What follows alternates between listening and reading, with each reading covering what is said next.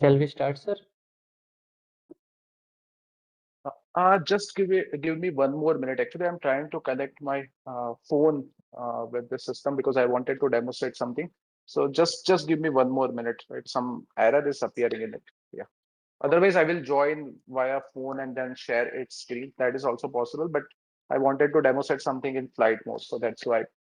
Just give me one more minute. I will try one more time, and then otherwise we'll start with the session. Yeah. Okay, sir. Okay. Okay. Okay. Okay. Yeah.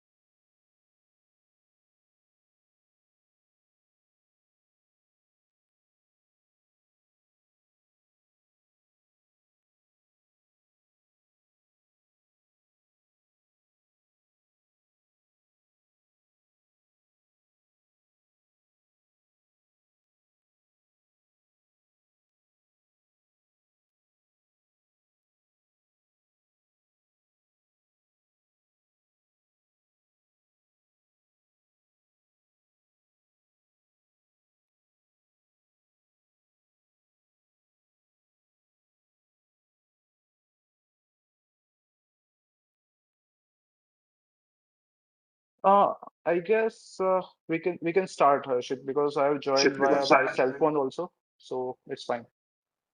Okay, Yeah. sir. Okay. Okay. So now we will move towards our session 2 of day 3. Now it's my privilege to introduce Dr. Mahipal Jadeja, No, it's fine. Assistant It's fine. Professor. Yeah. Yeah. It's okay, Ms. Harshit. We are already late, so it's fine. We can go ahead with the session itself. No issues. Yeah. Okay, You sir. can start Over to on you. YouTube and then we'll continue. Yeah. Yes, Okay. sir. I already started. You can Okay. Okay. continue. Fine. Thank you. Thank you. So hopefully my screen of cell phone is visible to you now.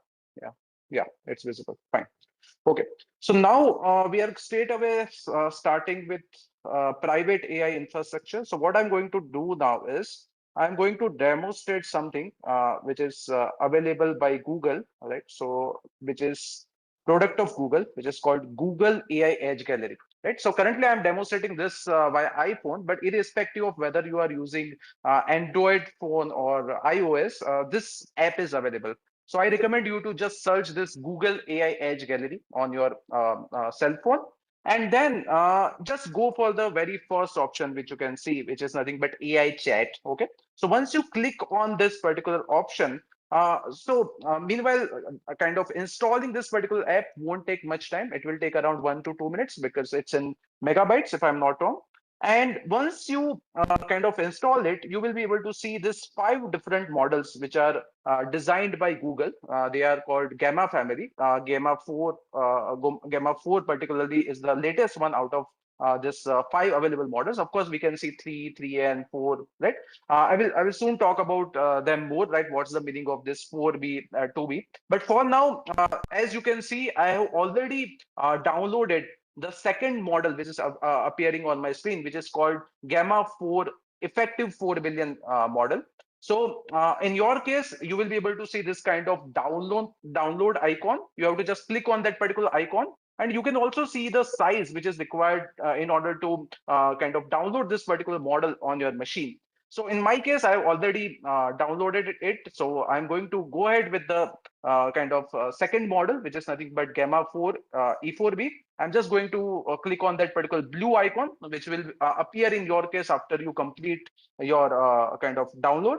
And now, as you can see, as soon as I click on this particular thing, I will be able to see this particular nice window. And now the model has been loaded. So it will take some time, like I guess around 3 to 4 seconds it will take.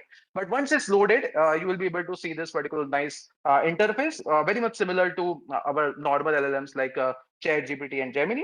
And now I will be able to interact with this very smoothly, just the way I interact with ChatGPT, right? For example, I can just say, give me 5 interesting facts about, let's say, MNIT Jaipur, right, India.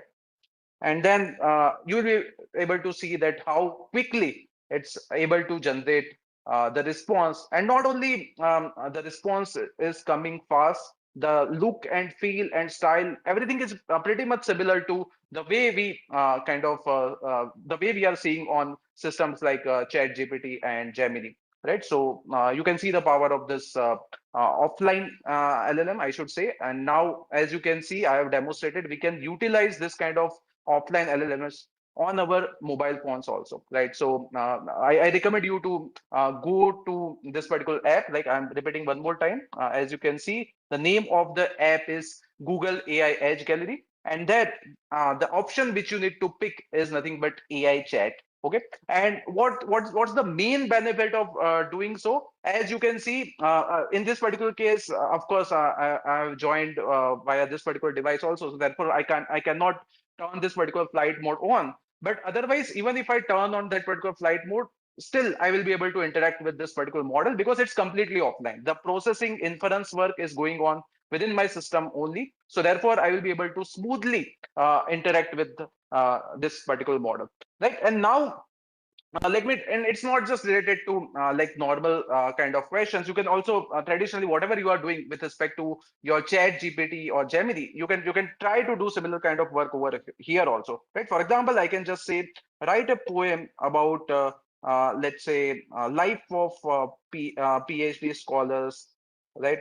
Who ultimately become faculty members, right? In Hindi and in Bollywood motivational style, and make sure it ends nicely. Right, something like this. Let's see what it does. Right, and as you can see, it's good with Hindi also.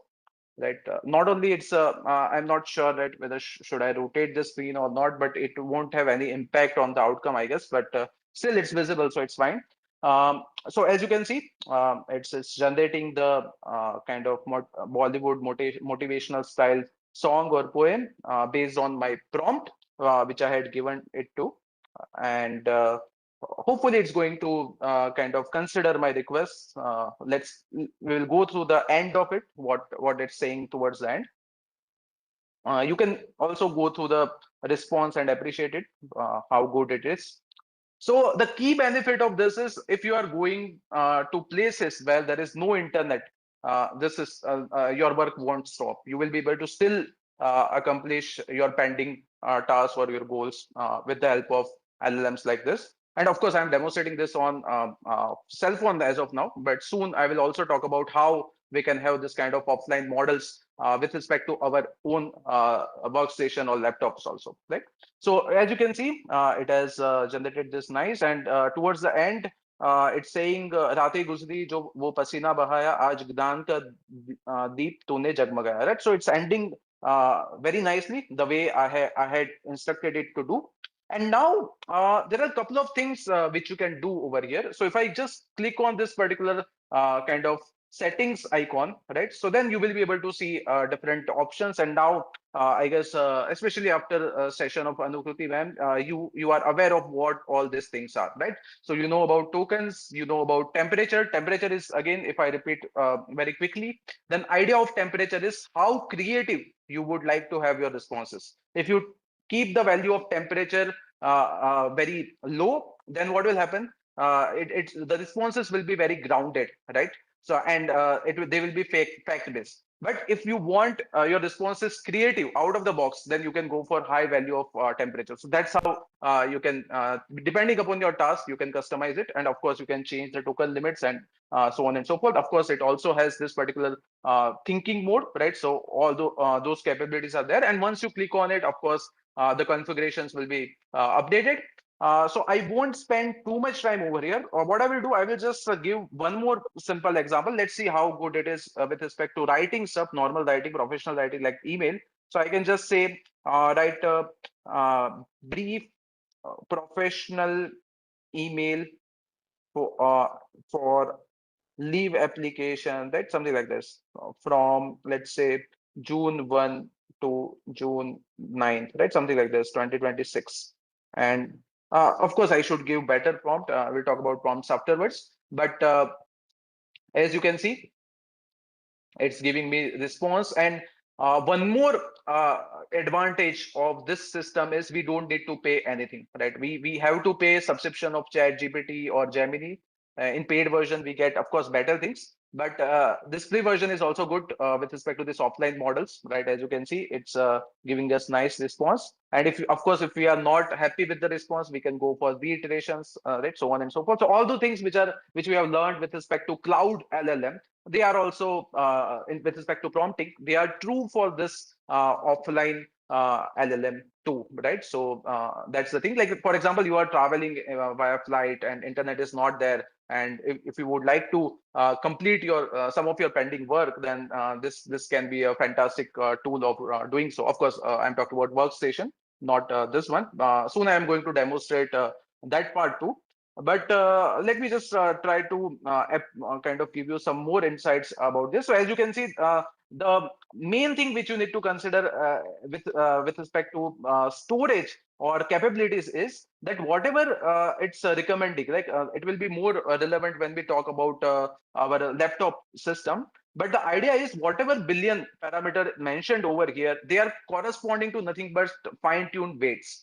So if you want, and you, as you can see, update is available. So that means more recent model is available with more internet data. If I ask this particular model about what happened in yesterday's IPL match, then it won't be able to reply, right? Because it's not there in its training.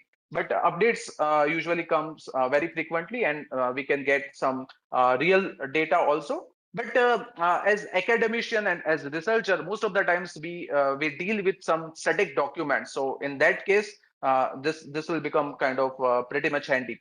So now what I would like to do is, I guess this part is done. Let me just try to get kind of disconnect from my this machine, and then I will talk more with respect to our next idea, which is nothing but how we can talk about nothing but offline or purely offline with respect to our laptop, right? What things are there, what options we have, how and which models we should download, and so on and so forth.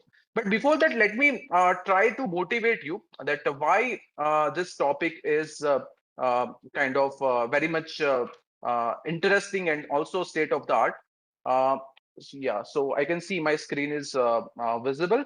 So let me just try to give you one nice example. Let me just try to find that particular link with the help of Perplexity. All right, give me a link of news article where, so this was the incident. Let me try to give brief idea about it. So one developer was traveling from nothing but, I guess, from London to New York, and he had a very long flight. And during that particular flight, he could deliver kind of design number of products and also deploy it all with the help of offline LLMs. So that's how these systems are have become they are extremely powerful. So give me a link of news article saying or maybe highlighting the use of offline LLM, especially during flights for development work, right? Something like this, and we'll be able to find out that particular article in which the details have been given. So let's see. Let's wait for the response. Yeah, so this was the thing which I was trying to convey. So as you can see, MacBook Pro with local LLMs, right? The 10-hour flight was there, and he could do a lot of work, right, during this particular flight. Yeah, so if we just go to this, yeah, so the entire article is there, right?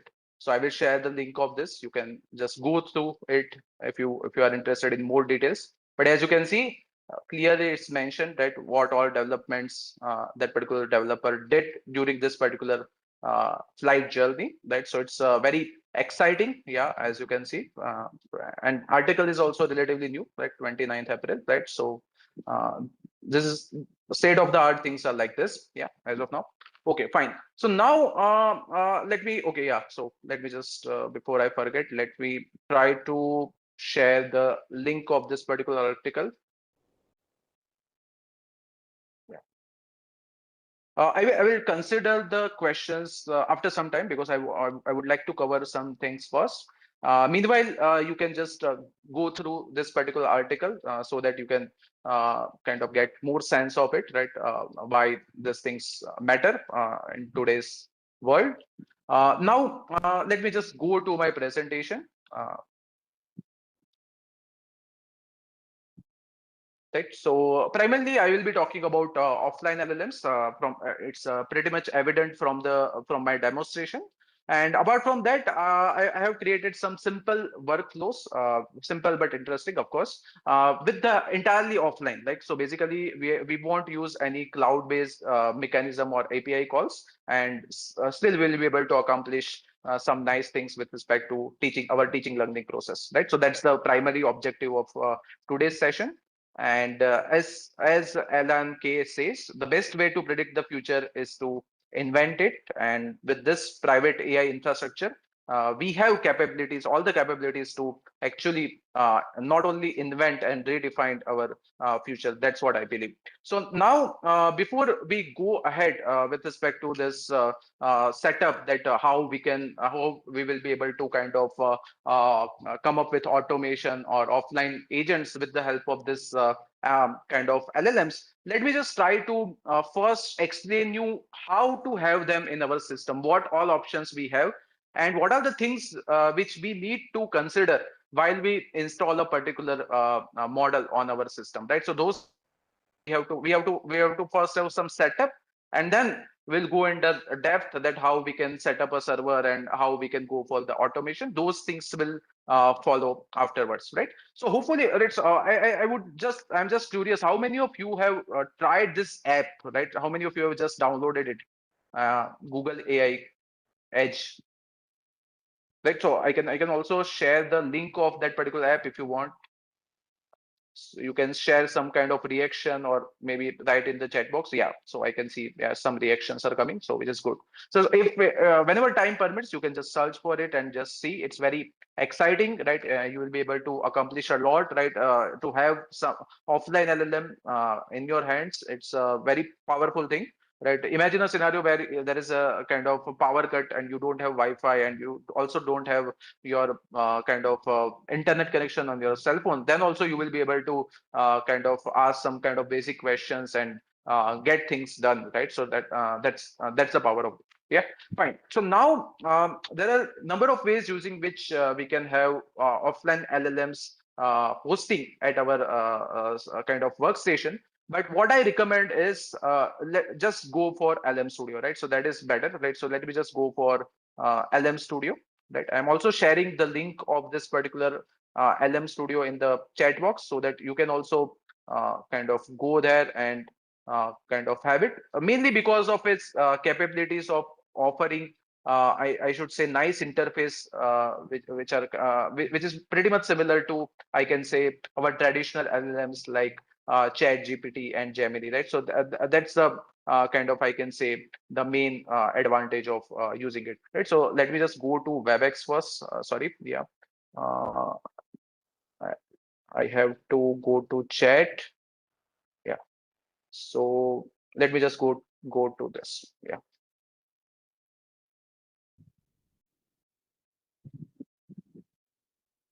Okay. So you just need to go to this lmstudio.ai. Okay, fine.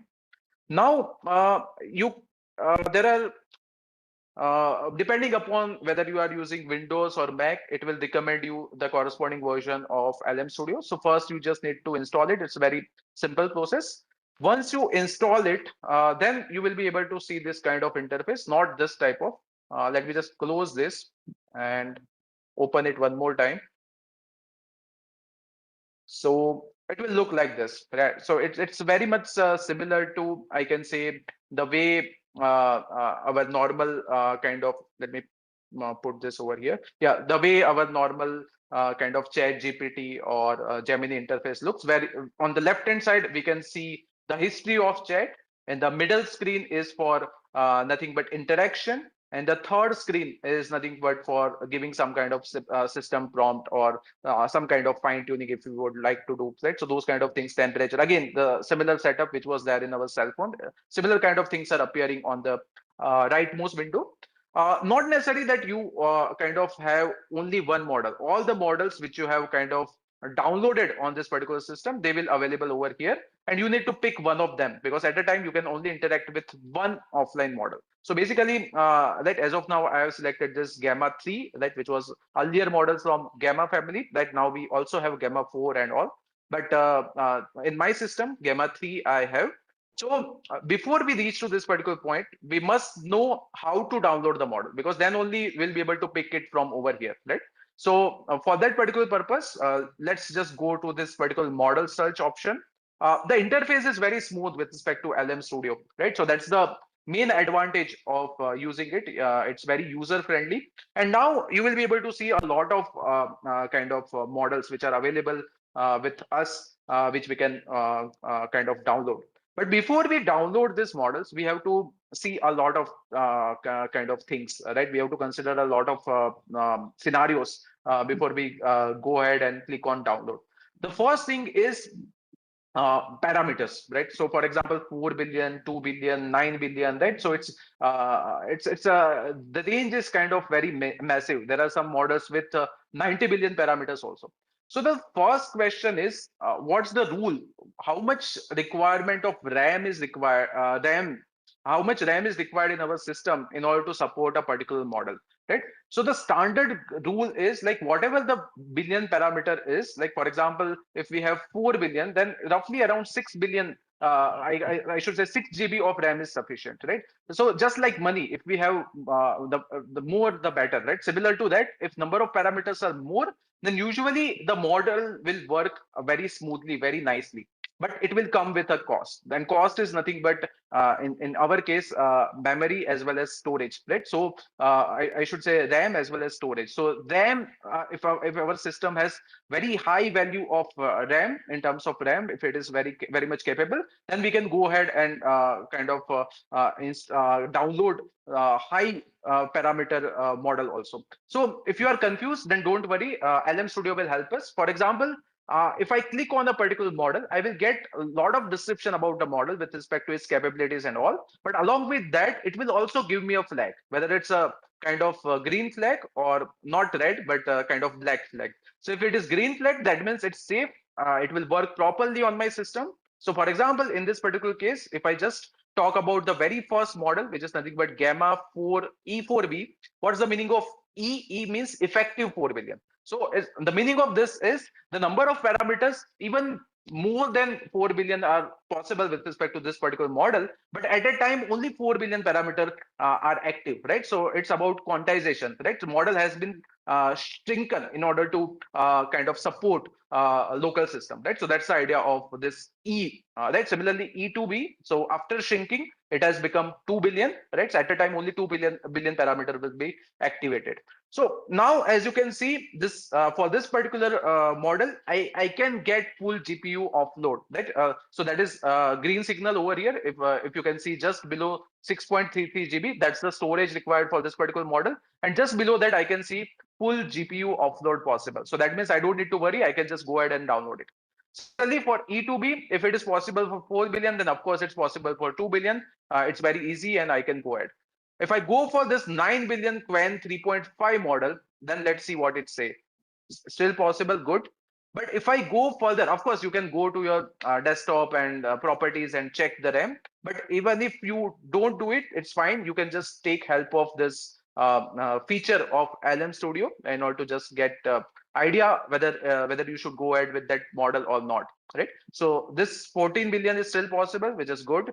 But if I go ahead and go for some model which is of high value, then in terms of number of parameters, then it's pretty likely that I won't be able to get it won't be able to run on my system. My system will crash. So for example, if I go for this GPT OSS 20 billion model, then straight away it's giving me not green, but kind of black signal or gray signal. Partial GPU offload possible. Only partial is possible. It's not full. So that means I should avoid downloading this model, right? So interface may look slightly different if you are on Windows, but effectively the kind of, I should say, the way the this thing work, the LM Studio, is pretty much similar, right? So you just need to figure out where that particular model search option is there. And we don't need to go to Hugging Face and at or some other places. Pretty much all the state of art models are available over here, which is the advantage of this particular system. And if you would just like to see the popularity, then instead of best match, you can just go for most downloads, just to see which models are kind of being preferred by people. So if you sort by most downloads, then as you can see, Gamma 4 E4B is the winner. So as you can see, it's a uh,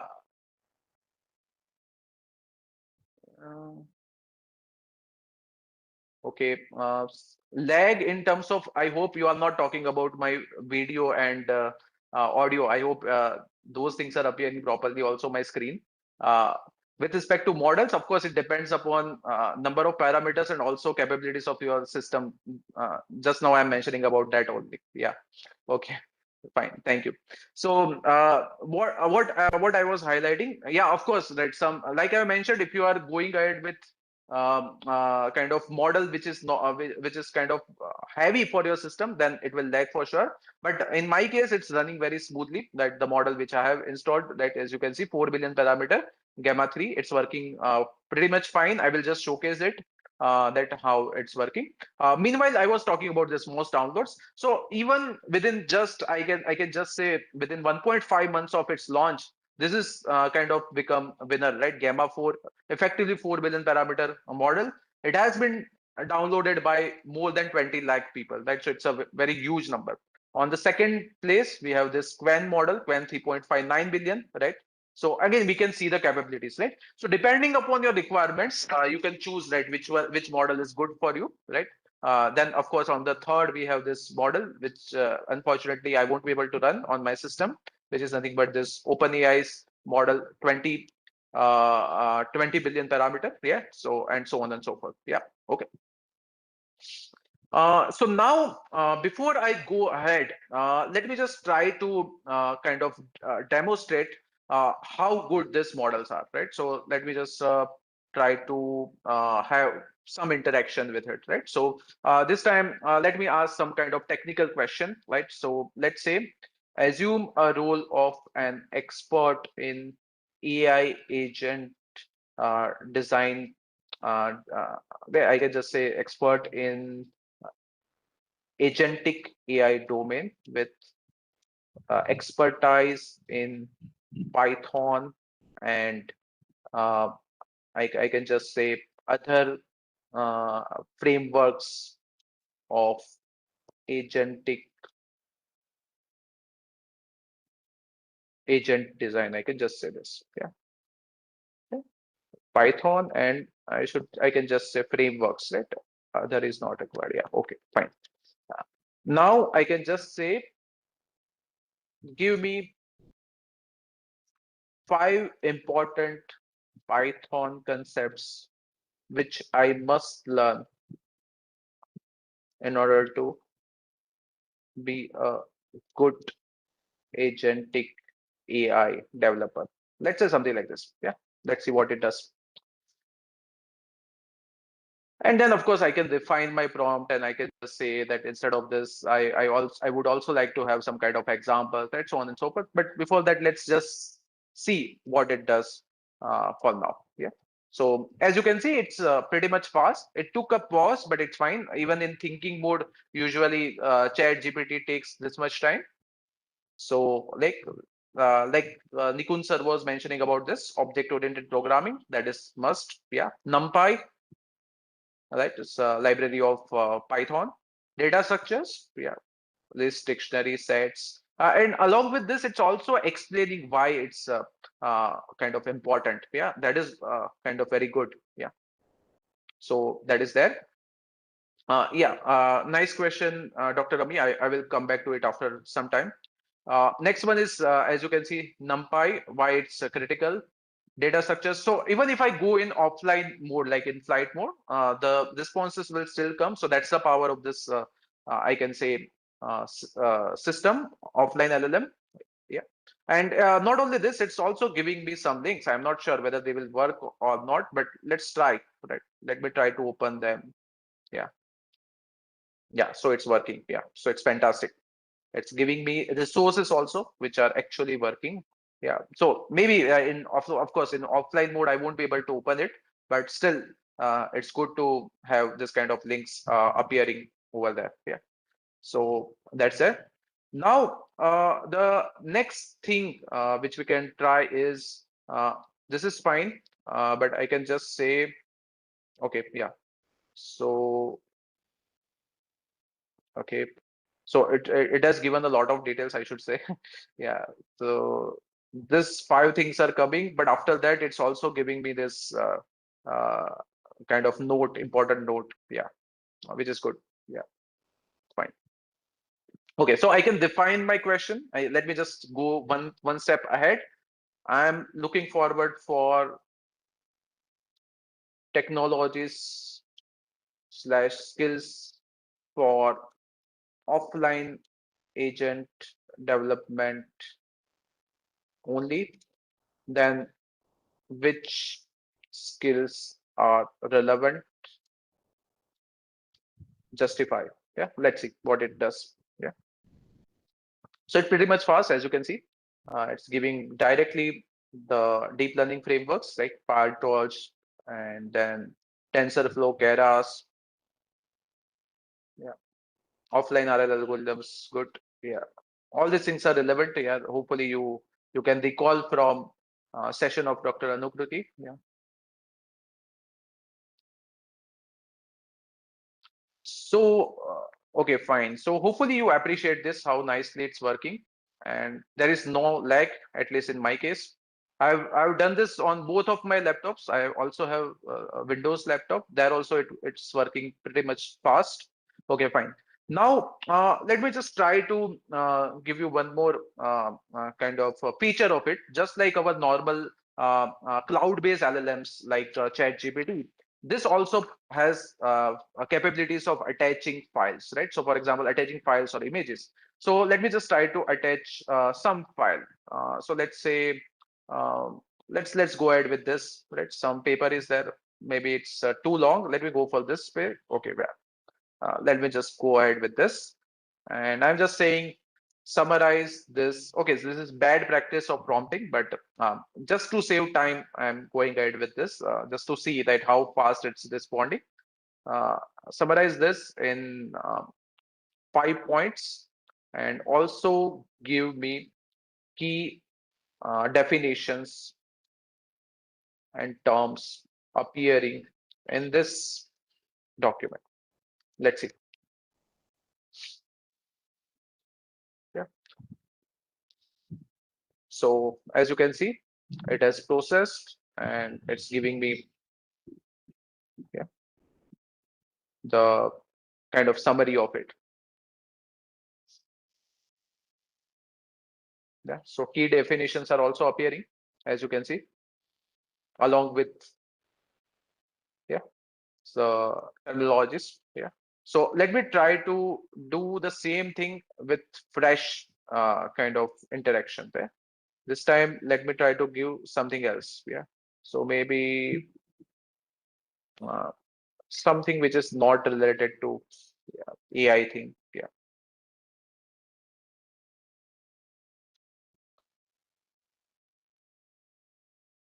Give me one strong recommendation. Yeah. Let's see.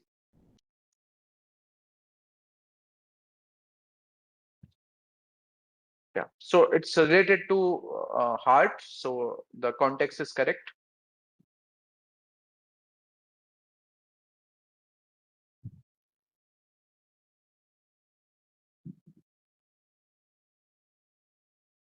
Okay. Focus on based on provided tech, which is just title of. Okay. So maybe okay. Let me try to give proper document then. Uh, okay. So what I recommend, again, this is older version of Gamma. You can go ahead with Gamma. Yeah, maybe let's go ahead with this. What it has to say about this one. Summarize this. Let me just go ahead with this. Yeah. So this is about the prompt engineering. So let's see what whether it can capture that part or not. So it's correct. Yeah. So it's capturing that. Okay. So at least it's giving whatever it's giving, it's relevant and it's making sense. Other things are kind of it depends upon your interest and your own taste and requirements, of course, I should say. Yeah. But for me, I don't see that my work will stop if I don't have internet with the help of this kind of LLMs. Yeah. So now let me go ahead, right, with respect to hopefully, right, whatever I have said makes sense. Let me just try to see the chat box for a minute.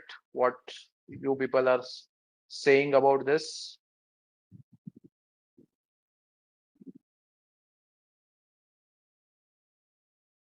Okay, fine. So maybe for setup, how many of you you are trying to do install this means install LM Studio, and then how many of you have downloaded at least one of this kind of offline LLM? You can send some kind of reaction or emoji. Okay, okay. How many of you are trying to do today? Means right now, how many of you are okay? Fine. Okay, so I can see couple of. I am downloading Gamma for. Okay, fine. Awesome.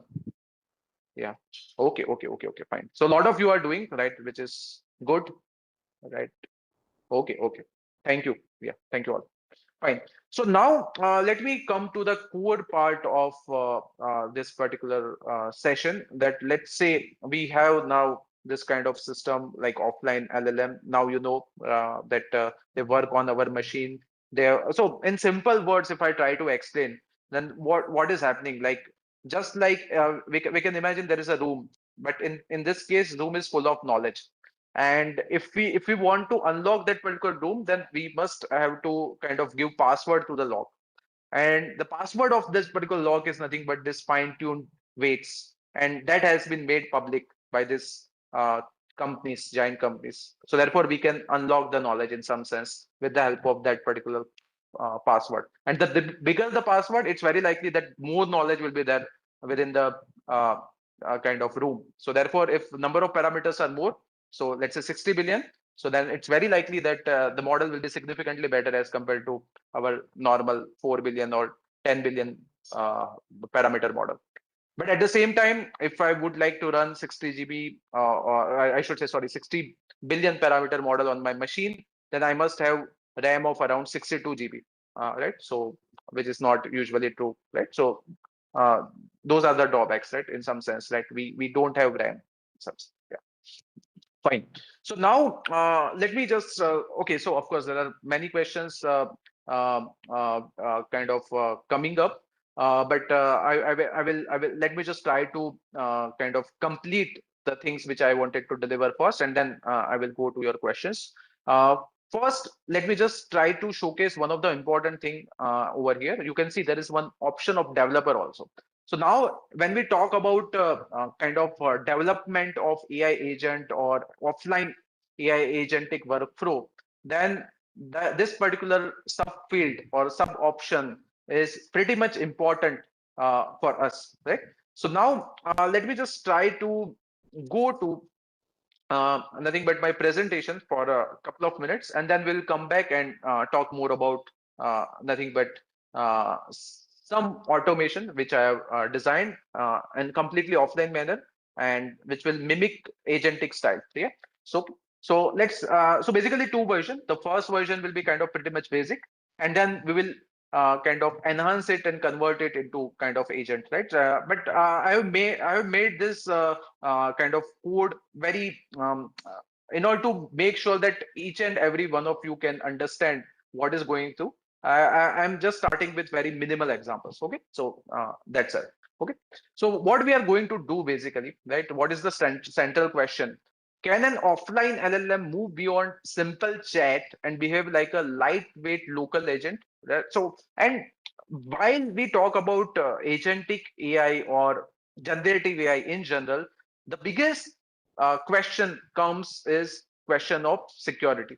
So as you can see, imagine a scenario: you buy a cell phone, you never insert a SIM card in it, you just install this kind of LLM in it, and you work on it, right? So there is no way your data is going to be leaked, yeah, or your privacy will be compromised, right? Same is true with respect to your laptop, right? If your system is secured, in simple words, if your laptop is secured, then whatever interactions you are going to have with the system, they are going to remain with you, right? I'm not saying that so let me very quickly give you some idea about security of other LLMs too, right? So for example, let me just go to chat gpt. So if we talk about security of chat gpt, then there are two mechanisms. The first one is you can turn on this particular temporary chat. That's when if this mode is on, so as per OpenAI's policy, your interaction will be there in their history, but it will be deleted soon after 30 days, as per my knowledge. And they will never use this interaction for training purpose. That is also sure. And this chat will also won't appear in our chat history, right? Those three things are true when we go in this particular temporary chat. Now, even if we are chatting normally, the issue is if we go to this particular settings and go to this particular data controls, then the very much important option is this one: improve the model for everyone. By default, this option is on. So if this option is on, that means you are allowing officially to utilize your data, your chat, your whatever interactions you are doing, your style, right? You are sharing all those details with OpenAI. You are allowing them. Yeah. And also soon OpenAI is going to utilize it for kind of ad generation also, right? So your data is going to be used. And I'm repeating one more time, by default, this is turned on. So if it is turned on in your system, make sure you turn it off so that whatever interactions you have, at least officially, you are not allowing OpenAI to utilize your data. So it's a one-click process. All you need to do is you need to go to this data control and you have to look for this particular option, model improvement, and make sure you turn this particular option off. Yeah. So that is about security of this kind of cloud-based LLM. So only these two things we can do with respect to security, right? But even we say that don't use our data for training purpose or any other purpose. We are not sure how much they are going to give importance with respect to privacy part, right? Okay, so that's that. But whereas if we talk about models which are running on our local system, they are completely safe. So that's the biggest advantage while we talk about nothing but I should say personal AI infrastructure, where everything will remain with us, so that everything is kind of secured if our system is secured. Yeah.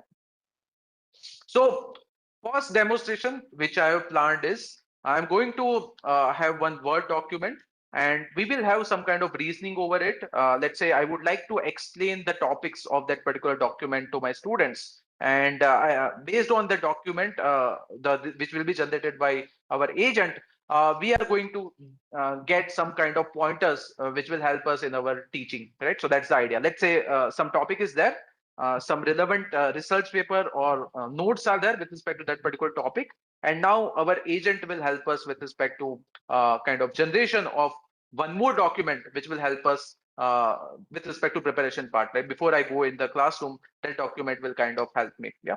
So that's the purpose. And of course, in the second version, we will go for kind of, I can say, real agent, where not we will consider bunch of documents, not just one document. Let's say I have three or four, or maybe more than that. But as of now, let's say I have three documents sitting within a folder.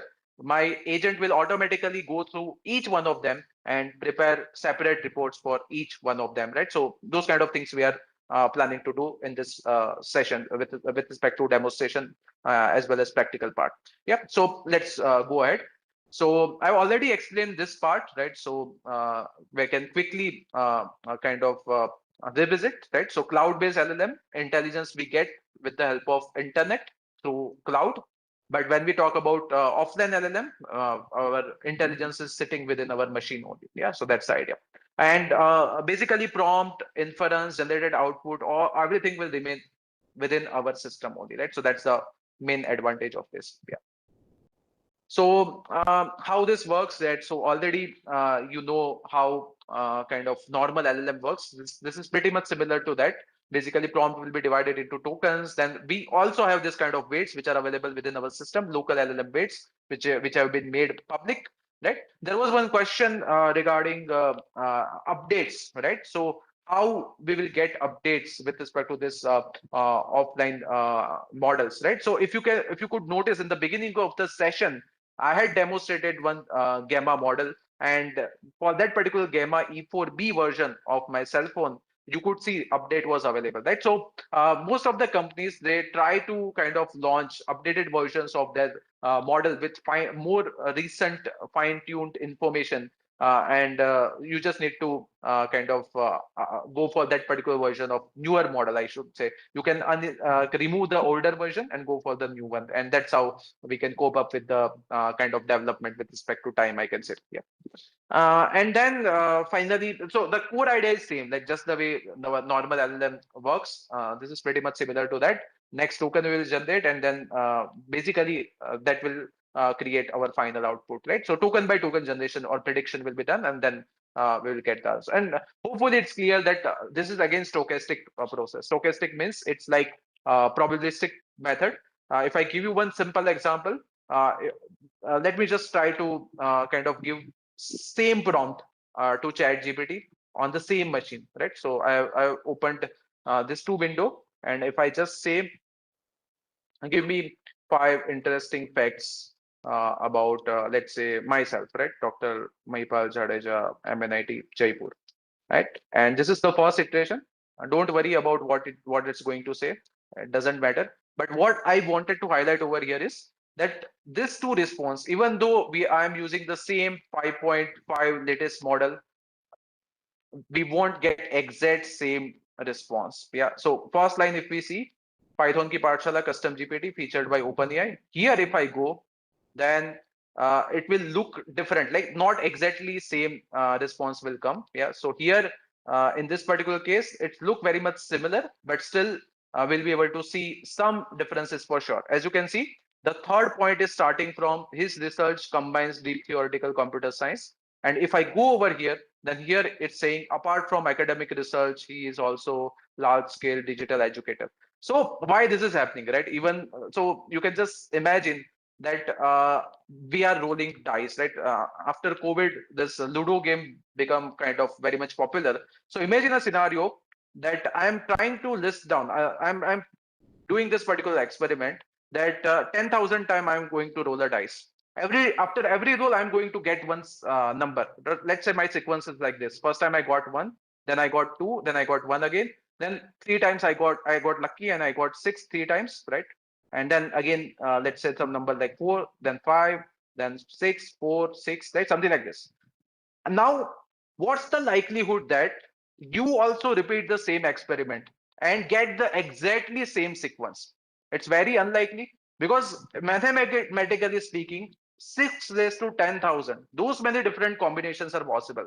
And it's very rare that two combinations becomes exactly same, right? Something like this is happening in the background when we give the prompt, right? So every time it's going to predict the next token based on probabilistic distribution. So not necessary that the kind of token sequence remains exactly same. It's a very unlikely event. So even with same machine, we won't be able to get the same output, right? And one more clarity which I wanted to bring, right? Since we are talking about capabilities of LLMs and we talk about AGI, and people often kind of make it meme material, I should say, that AGI is not possible because our machine or our LLMs, they can't even figure out, right? So I can just showcase some memes which are saying something like this, that our LLM can't even count number of hours in strawberry,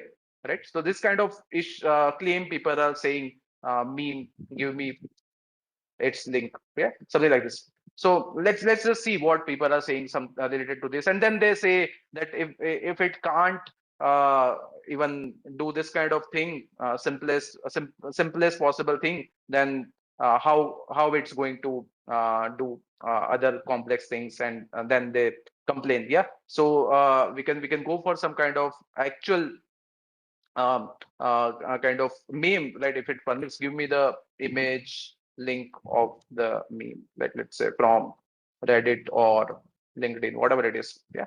So then maybe we can see it, what it's saying. Yeah. So you can see, like, so yeah, this kind of thing people are saying, right? Yeah. So if we go for the specific, yeah. So then we'll be able to see, yeah, this kind of thing. Yeah. And then people complain that AGI, artificial general intelligence, is not possible because LLM is not able to solve this kind of simple problems. So let me just very briefly address this, that why this is happening. So if we talk about tokenization, right, that's the first part of any LLM, whether it's offline or online, right? So we convert whatever words we are writing into tokens. So for example, if I interact with this, right, very good work. Thanks for your support. Right. So you can see my token count is increasing. And this is GPT-4o. How and for every model, the tokenization method can be different. With respect to OpenAI, usually they follow byte pair encoding.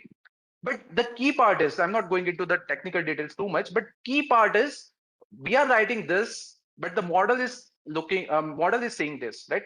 These are pure numbers.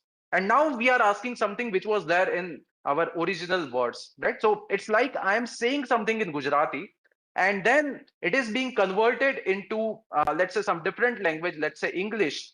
And now I'm asking the question that how many times I said a particular phrase, "Kemcho," right? There is no way that the second person will be able to answer it, because in the translation a lot of details have been kind of dropped. So how to solve this particular problem? It's not a big thing. The only thing is we don't know how to prompt properly. Let me just try to demonstrate this very quickly. Whether it's online or offline doesn't make much difference with respect to this part. But let's say if I ask this kind of question, that how many zeros are there in some big number? Let's say the number like this. Yeah. In between, I am going to have some kind of zero, then zero, 4, 0. Yeah. Then zero. Yeah. So, and then of course, the model will struggle to answer this correctly. Why? Because it's going to break this particular number into number of tokens. And how it's going to kind of recollect and combine the count of zeros. Yeah. So it's a challenging problem for it. So of course, it's going to answer something, and now models are being better. So hopefully we can get correct answer. But what is the correct way to ask this particular question? Any guesses? Can you guess the answer? I want only two-word answer. What two words I should add in my prompt so that I can get correct answer every time, irrespective of my this type of question, counting question. Any counting question, I'm expecting correct answer without hallucination for this type of problem. Yeah. Any two-word answer?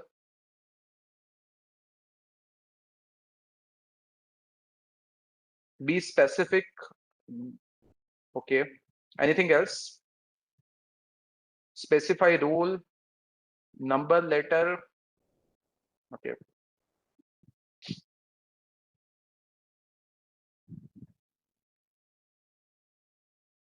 Prompt engineering, count zeros, multi-shot. How many non-zeros? Okay. Chain of thought. No. We don't need any kind of fancy thing for it. Simple two-word. And before Chat GPT, all of us were struggling with respect to that skill. Before LLMs, that skill was missing in us. Now you will be able to guess the answer. I can just write these two simple words. Use code. If I write this, then whatever problem I'm going to give, the model is extremely good and very well trained with respect to Python coding. So there is no way it's going to write a kind of, I can say, wrong code for this, and we are going to get absolutely correct answer for sure. These two words will solve our problem, right? So in this particular case, this is not meme material because it was giving correct answer in first place also. But if you want to be super sure, especially when you are dealing with some kind of financial matter, you can't leave something like this, that based on reasoning capabilities alone with respect to model. For example, if you are talking about fire, right? How many of you know about fire? Right? It's not related to some Bollywood or South Indian movie. It's about Anyone can anyone guess which fire I'm talking about?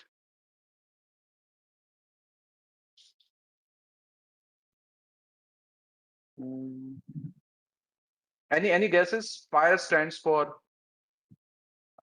it's associated with financial things. Any guesses? Yeah, very good, very good. Financial independence and retire early, right? That's the idea of FIRE, right? So if you, let's imagine, I'm not going into the details because that's not the primary interest of this talk. But the idea is, let's say you are calculating this, right? I can briefly say, explain FIRE concept, right? Financial independence.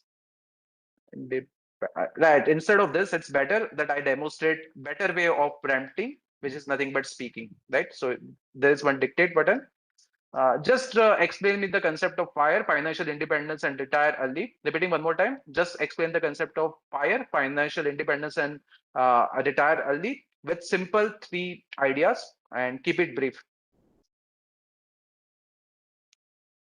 Yeah. Okay. Sure. Yeah. So you can see. Okay. So I can reiterate one more time. This is fine, but if someone would like to achieve this financial freedom, then how much amount is reasonable in today's era, right? Give me some mathematical formulation for it.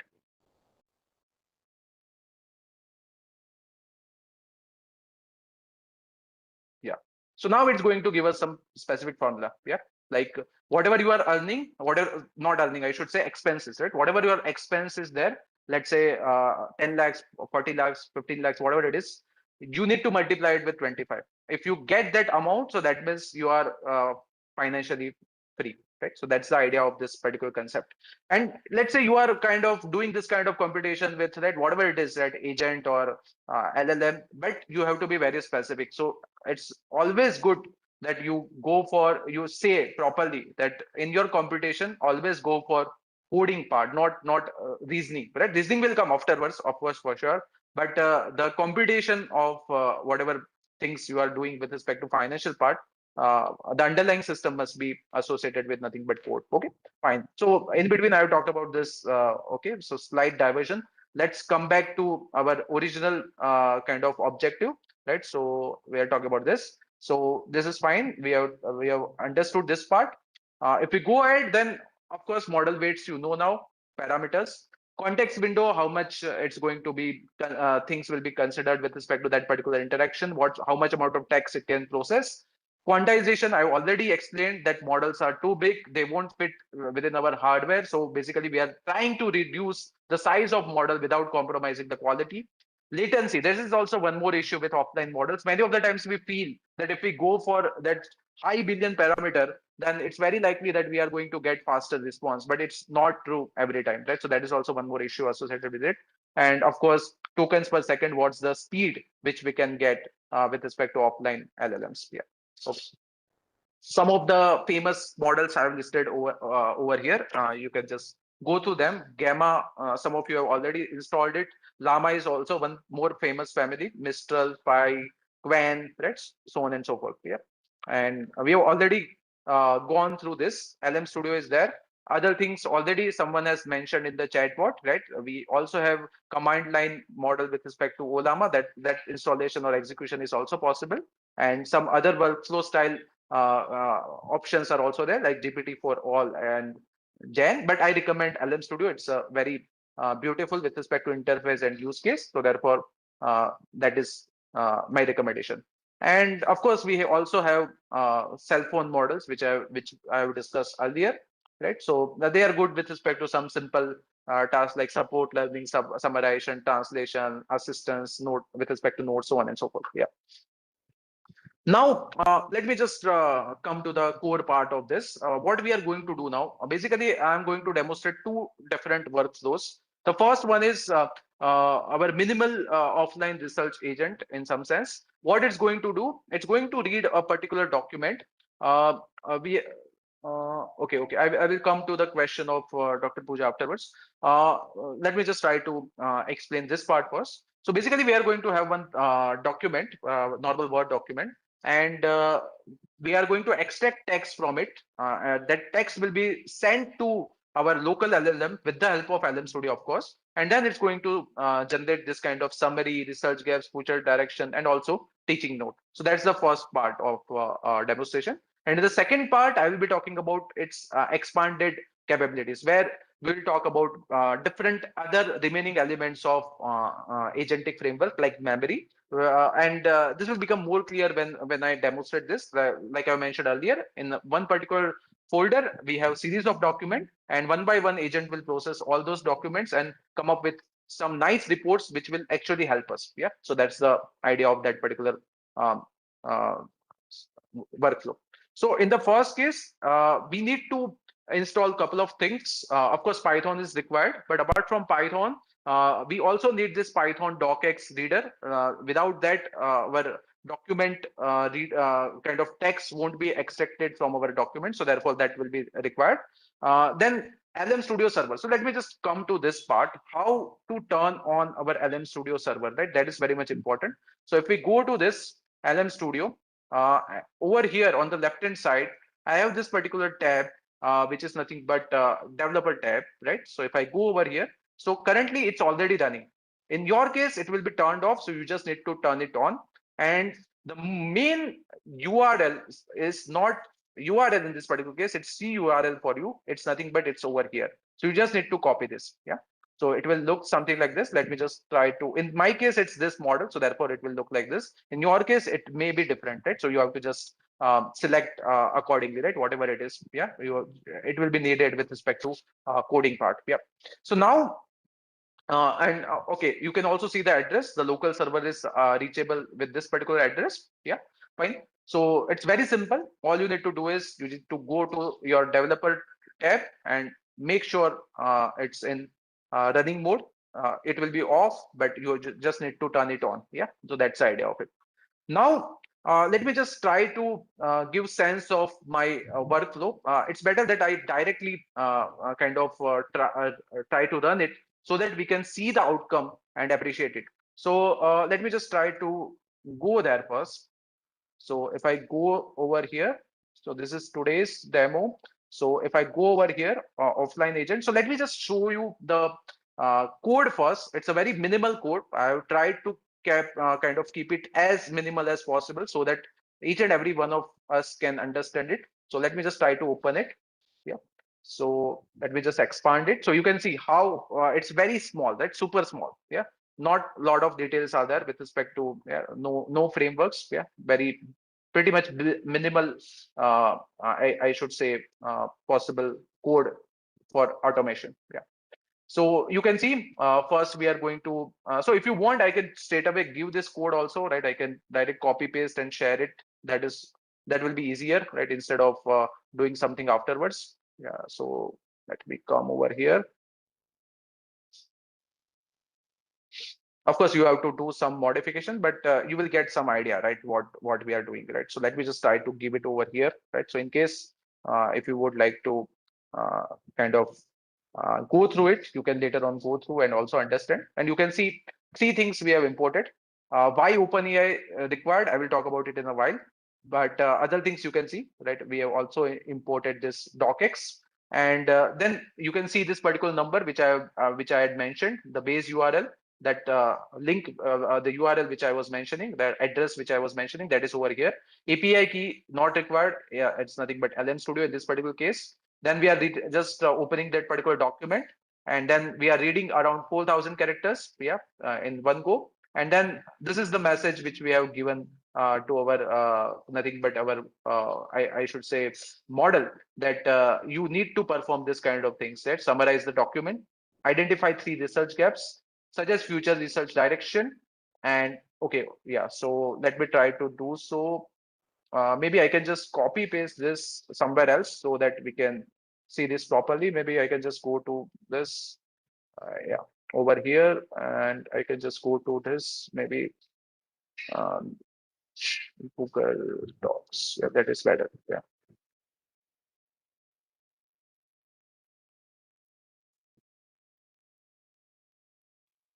Okay.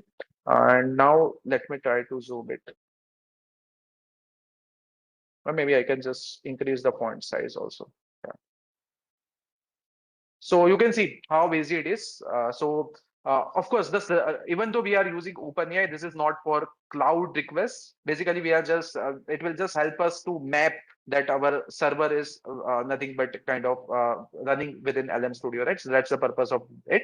This is very simple thing. We are just reading the document. This we are limiting the input size, and the response will be generated by our model, which is nothing but name of the model, which we know, right? This is the name of the model. In our case, gamma 3 4 billion. Yeah. And then we are just giving this particular message that your role is this, and this is what you need to do. You need to do. And temperature is equal to zero point 0.3 because I would like to generate the response which is close to reality. I don't want any kind of hallucination or creativity with respect to this part because it's a very formal document. So it's a very simple setup. I feel that minimal setup using which we can have some kind of automation for sure. And now let me just try to give you the demonstration of it. Yeah. So what I will do, okay. So before that, I will just let me just reiterate a couple of things which I have kind of mentioned right now. So those things are in some sense summarized in a table also. But as you can see, this is nothing but for compatible local client. We have installed this particular OpenAI Python library, and other things are anyway. They are okay. Sorry for this. Yeah, any other things anyway with us. Gamma 3 4 billion model. Python docx that is also required for reading the documents, and then script anyway is there, which is going to do the most of the heavy lifting. Yeah, and those are the core components. And as you can see, this is the kind of explanation why this library is used. So as you can see, LM Studio expose an OpenAI compatible local API. The Python OpenAI package acts as a convenient client interface, and requests will be redirected from the particular cloud endpoint to local endpoint. Therefore, in our code, you can see we have written this particular local endpoint version also, right? So you just need to install these two libraries, right? And then you will be able to uh, recreate the flow which I am going to showcase right now. Yeah. So basically, we are going to have one doc file, and we are going to work on it, right? So anyway, I've also included it over here. So let me just try to now demonstrate this part before we go to the next workflow. So let me just go to this desktop. Yeah. So, sorry for this. Yeah. So here, this is the kind of offline underscore agent.py file which we are going to run, and we are going to generate some kind of report. But before that, I should also give you some idea about the input. So this is my input, right? So you can see this is nothing but Word document which contain actually one research paper, right? So this is nothing but my input. So it's a long document. I'm not giving any small demo where just kind of one paragraph is written. As you can see, it's a full document. One page is missing in between, but apart from that, it's fine. Yeah. So as you can see, this is there.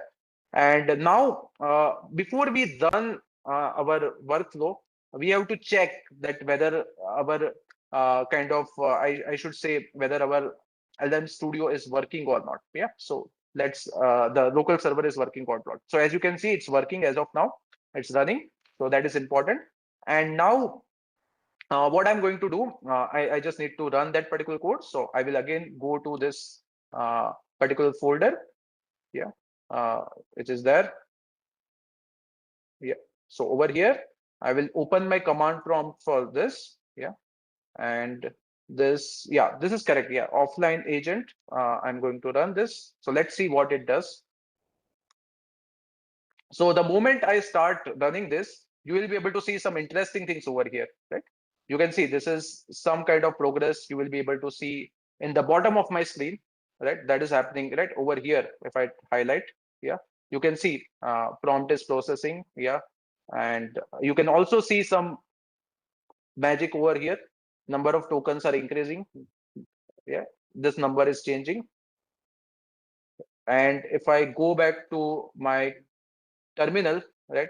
Currently no answer because the model is processing. The work is still going on. Yeah, tokens are increasing. So the processing is going on, but this is fine. Like basically, Imagine a scenario where you have repetitive type of work. You put everything within a folder, and then you done your machine, right? And afterwards you can come back and see the report, right? So that's the idea of this. Everything will remain within your system, and now it has stopped. So that means I must have got my output. So let's see. Yeah. So as you can see, this is my output. Let me try to kind of make the full screen. So as you can see, this is the summary which we have got with respect to document. The document present this particular model, DSCC and then we are talking about, okay, so py file paper. Yes, of course, they must be in the same folder. Yeah, then only this will work. Yeah. Then we are talking about research gaps, like it has been asked. Then research directions and short teaching notes, right? So everything is coming. Now, let me just try to go to this thing one more time, because what we have, if I again go to the code of this one more time, let me just go to this in order to showcase that. You can see towards the end, it's going to create this particular report.md file. So not only we will be able to see our report in our kind of terminal, there will be a separate file in which the entire documentation of our output will be there. So let's try to go to that particular file. So let's go to this again one more time, the same folder, demo this, and you can see this report.md is there. So let me try to just open this. Yeah. So you can see we got a nicely styled report based on this, our first demonstration. Yeah. And it looks beautiful and correct also, right? Because if we go through this, then actually the paper is about this topic only. So summary is correct because I am one of the authors, of course, done by my student, this work. So I can say this is correct. Research gaps, yeah,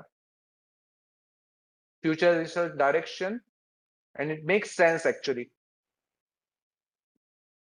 And teaching note, which is kind of interesting for us, that if we would like to teach this particular topic to some students, then what we can do. And just like normal LLM, it's also asking something towards the end, but it has done some action, right? So this is not just normal because it has created this entire new thing, which is fine. So hopefully you can appreciate how powerful the offline agentic systems have become now, right? It's not just about LLM. We can also create this kind of nice automation. Yeah. So how many of you can appreciate this, that we can have this kind of nice report generation with the help of LLM models, which are available, that too for free, with it, and we can run this on our system without paying anything. Previously, if this kind of things, and you can imagine the use case, it depends upon your creativity. You can come up with some kind of agent which can work with your batch of Excel files and come up with some nice visualizations, right?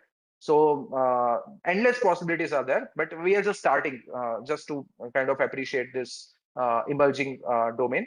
So now this was the first work. Now let me try to kind of do some kind of actual agentic work. This is good, but this was just one iteration. What we would like to do is, how about we have bunch of kind of reports available with us, and we would like to come up with some kind of documentation with respect to them also. Yeah. So that is nothing but our second task. So let me just go to my presentation.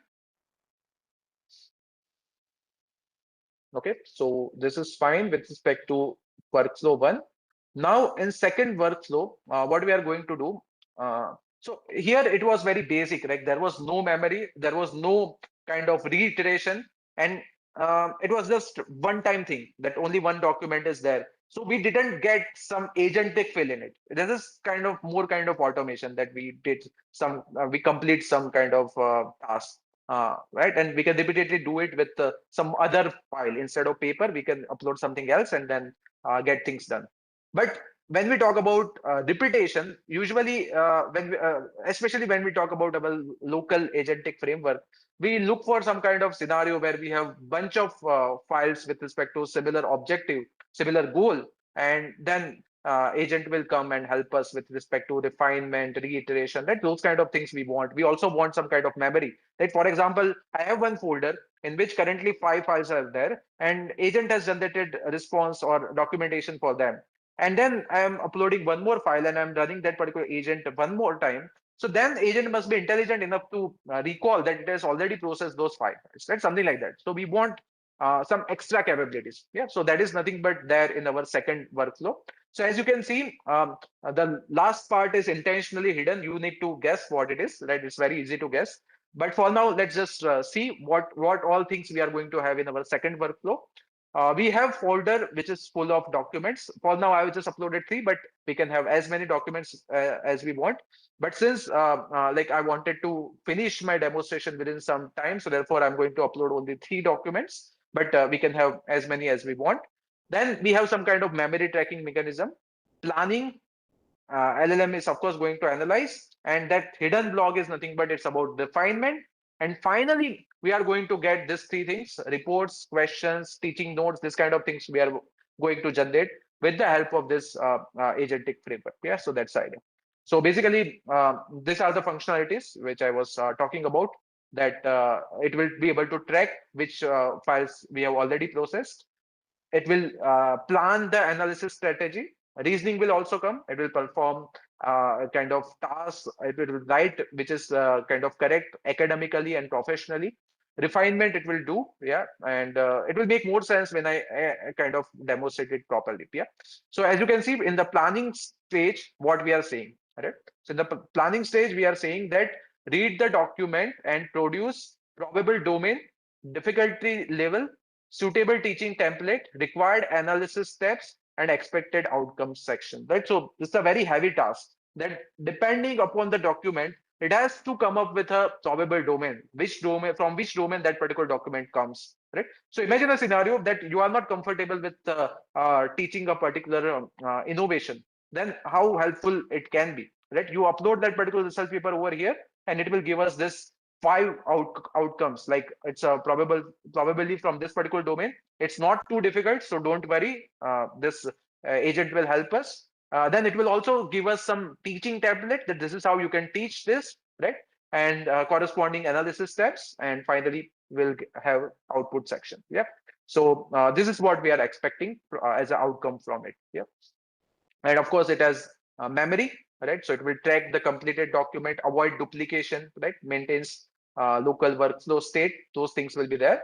And we are also going to refine, like refinement is also important. And just like yesterday, right, someone was recommending that we should go for basic level of Python. So I've ensured that this 2 demonstration, that no kind of framework being used. So you will be able to appreciate it, that even with basic core Python knowledge, you will be able to kind of understand and run it. Right. I will also share the code of this particular second workflow so that you can recreate in case if you would like to do it. So as you can see, this is about refinement. So make sure that you don't put your response in the output file without doing this 4 steps. What you are and what more what this agent will do, it will make it structured. It will remove the limitation. It will improve the clarity. It will we are going to also sharpen the research gaps, right? So these 4 things will be done in the refinement stage, and these are the capabilities which we can add afterwards. But for now, let's try to focus on this particular second workflow now, that what it is and how we can kind of get benefit out of it. Yeah. So let me just go to this one more time, the same folder, right? But this time the scenario is different.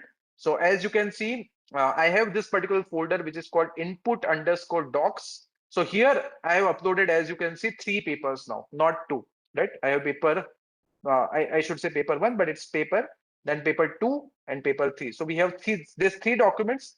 The first document anyway you have seen. Let me just quickly showcase you the second document.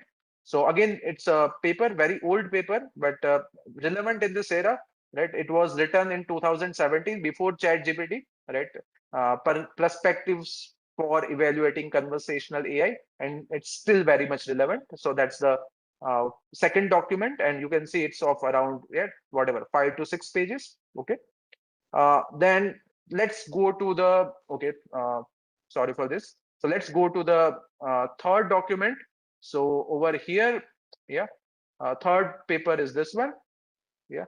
So it's a segment of paper, not the entire paper, but it has been copied from kind of website, but it's about SIR model, right? So it's again written by me about SIR model, which was kind of very pretty much popular during the COVID time. So we had done this analysis during what was the impact of lockdown. That was the purpose of this particular work, that how lockdown kind of help to reduce the effective contact rate and R naught value and so on and so forth. That's those type of things are there in our that particular thought document, right? So that's there. And now let me just try to showcase you the code first, right? So if we go to this one more time, this time we have this different file. The setup is similar, but this is longer now because we have added a lot of capabilities.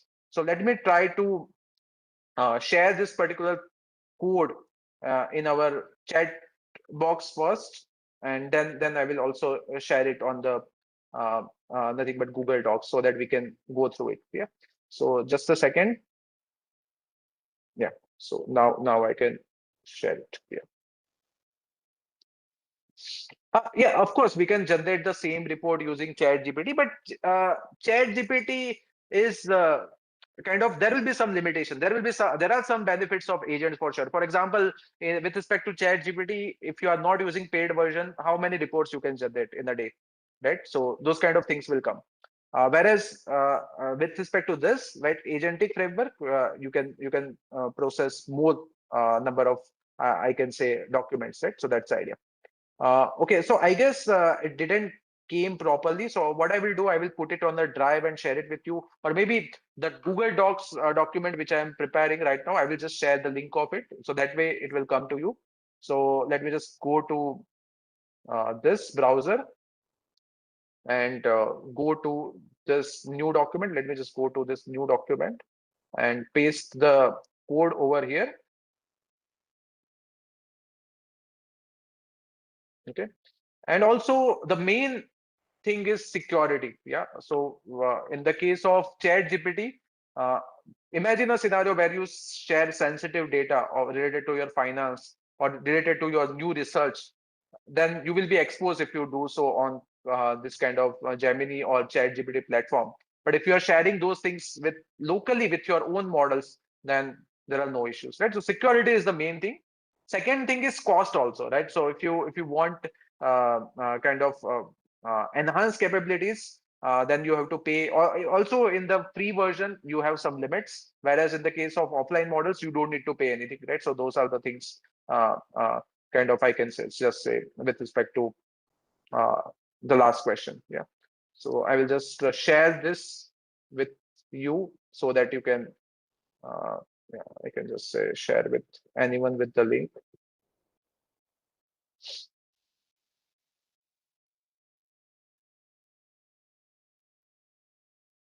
But I'm not sure whether in the viewer mode you will get the access of copying it or not. So therefore, to be on safe side, I'm sharing this in editor mode. But what you can do, you can just create a copy of it and then, yeah, go ahead.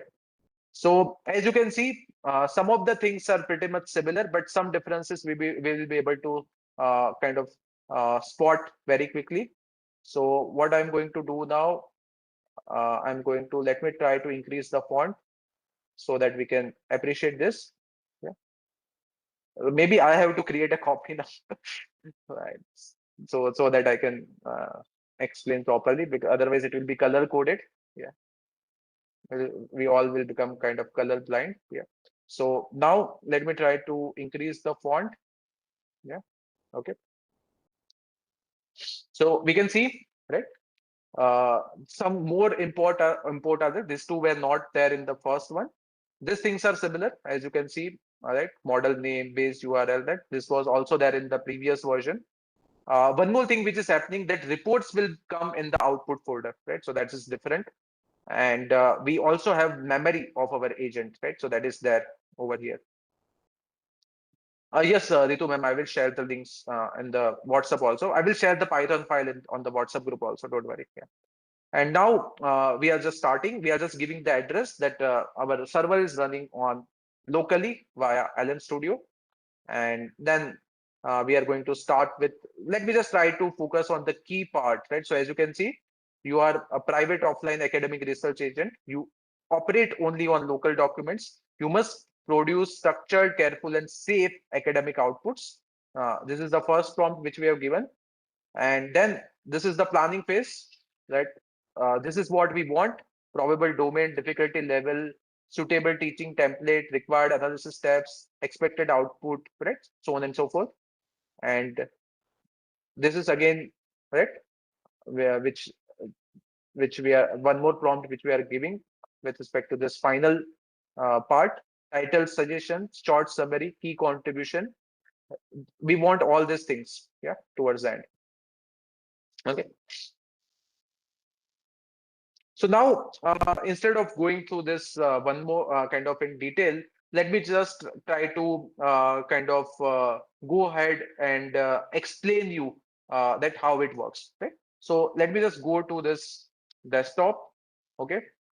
Over here, we'll come, and I guess I can remove this file outputs, because otherwise it will be repetition, right? So I will just delete this. Yeah, I don't need this. Yeah, as of now. Okay, fine. So now let me run my second agent. But before that, let me go to the LM Studio. I have to verify whether it's working or not. Yeah, it's still working. It's connected. Server is working. That is important. Now I will again come back to the same folder, which is there over here. And I will just again one more time open my terminal. But this time, instead of agent one, I'm going to write agent two over here, right? Because this is second agent, right? And let me just press enter. Okay.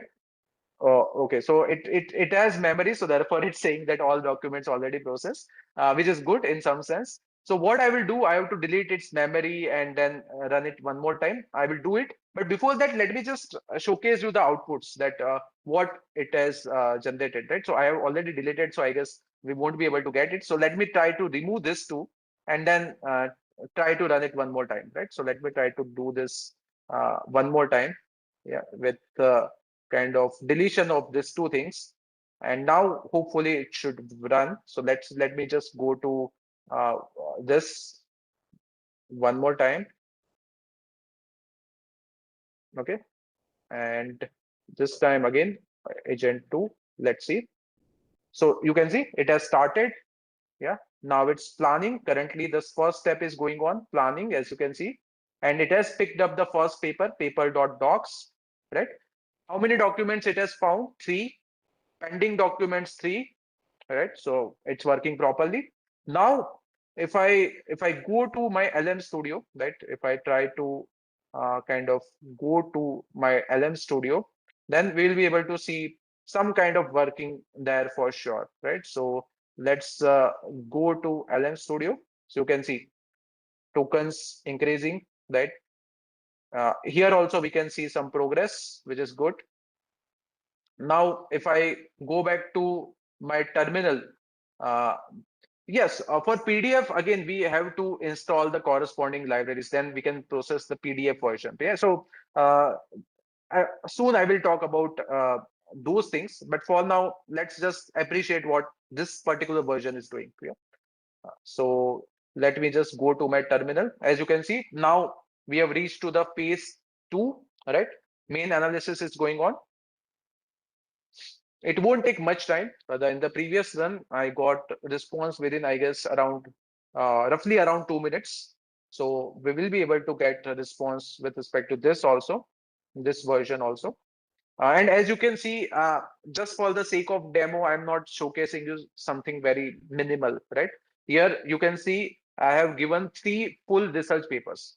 So it's taking time, which is a kind of acceptable. And that's what we are expecting, that if it's taking time, it's fine, but it must provide us good outcome. and we will be able to appreciate the outcome very soon. So currently, as you can see, now we are in phase 3, self-refinement, and we can also see what our server is doing, what it is doing. Yeah. Mm. So soon we will reach to the end of processing of our first document file, doc file, and then we will see the outcome, right? In between, I don't want to stop this, right? I would like to see the all three outcomes. So we can wait for a couple of minutes, no harm in it. We can just see this beautiful interface and the processing which is happening. Okay. We can see logs also, as you can see. Yeah.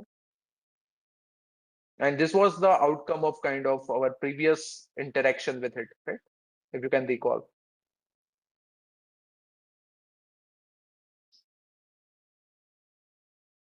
So since it's refining its outcome, it's taking slightly longer time with respect to this particular third phase.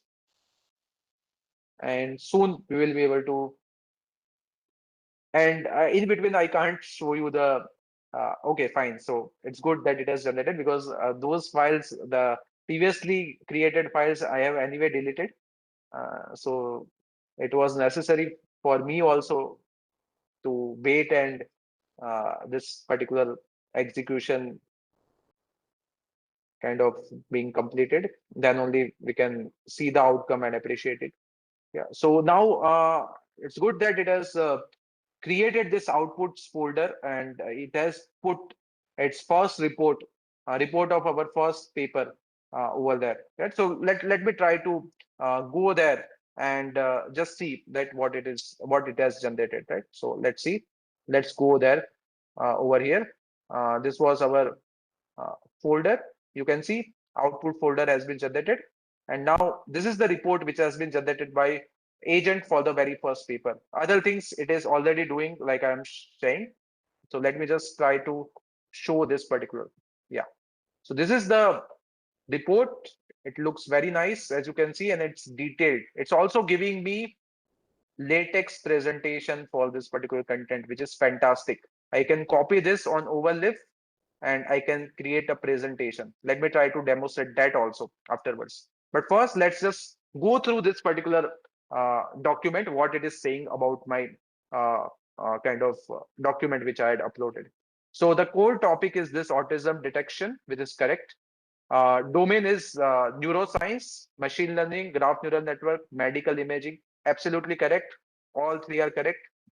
Difficulty level intermediate to advanced. This is right. This is not for beginners because it involves this technologies. So normal computer kind of undergraduate student cannot understand it. Let's say first year or second year student.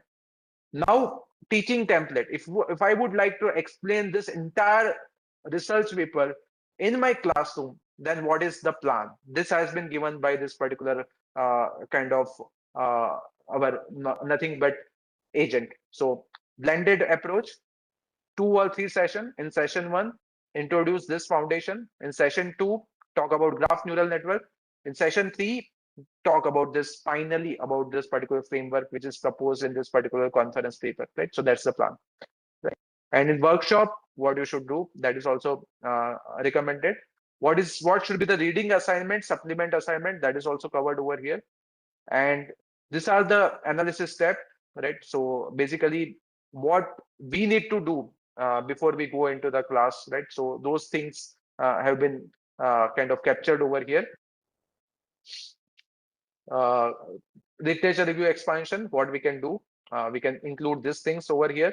Methodology breakdown, right? We can kind of whatever proposed methodology is there, we can break it down in this key points and then explain, and so on and so forth. So I'm not going into the too much details, but these things are good. And then expected outcome, right? So these are the sections which we can. So the idea is, let's say if someone, this was research paper itself, but imagine someone just gives some kind of document related to some concept, then this particular segment will tell us that what research paper you can come up with respect to this particular domain, right? So that's the guy. And this part is done. Now this is the refined output, right? So where it's suggesting me the revised title for this paper. So particularly this, why I have taken this particular kind of, I should say, workflow. The reason is I have given many talks with respect to generative AI frameworks and AI tools. And in every FDP, I get this particular question that how to reduce plagiarism and why whatever we are generating, it's kind of being exposed by this particular companies. Why like companies sell data to Turnitin, and then will whatever we are writing, that will be captured. uh, what will the benefit of this kind of agentic AI framework is that since you are working offline, whatever recommendations you are getting with respect to this, your manuscript, those recommendations will remain just with you.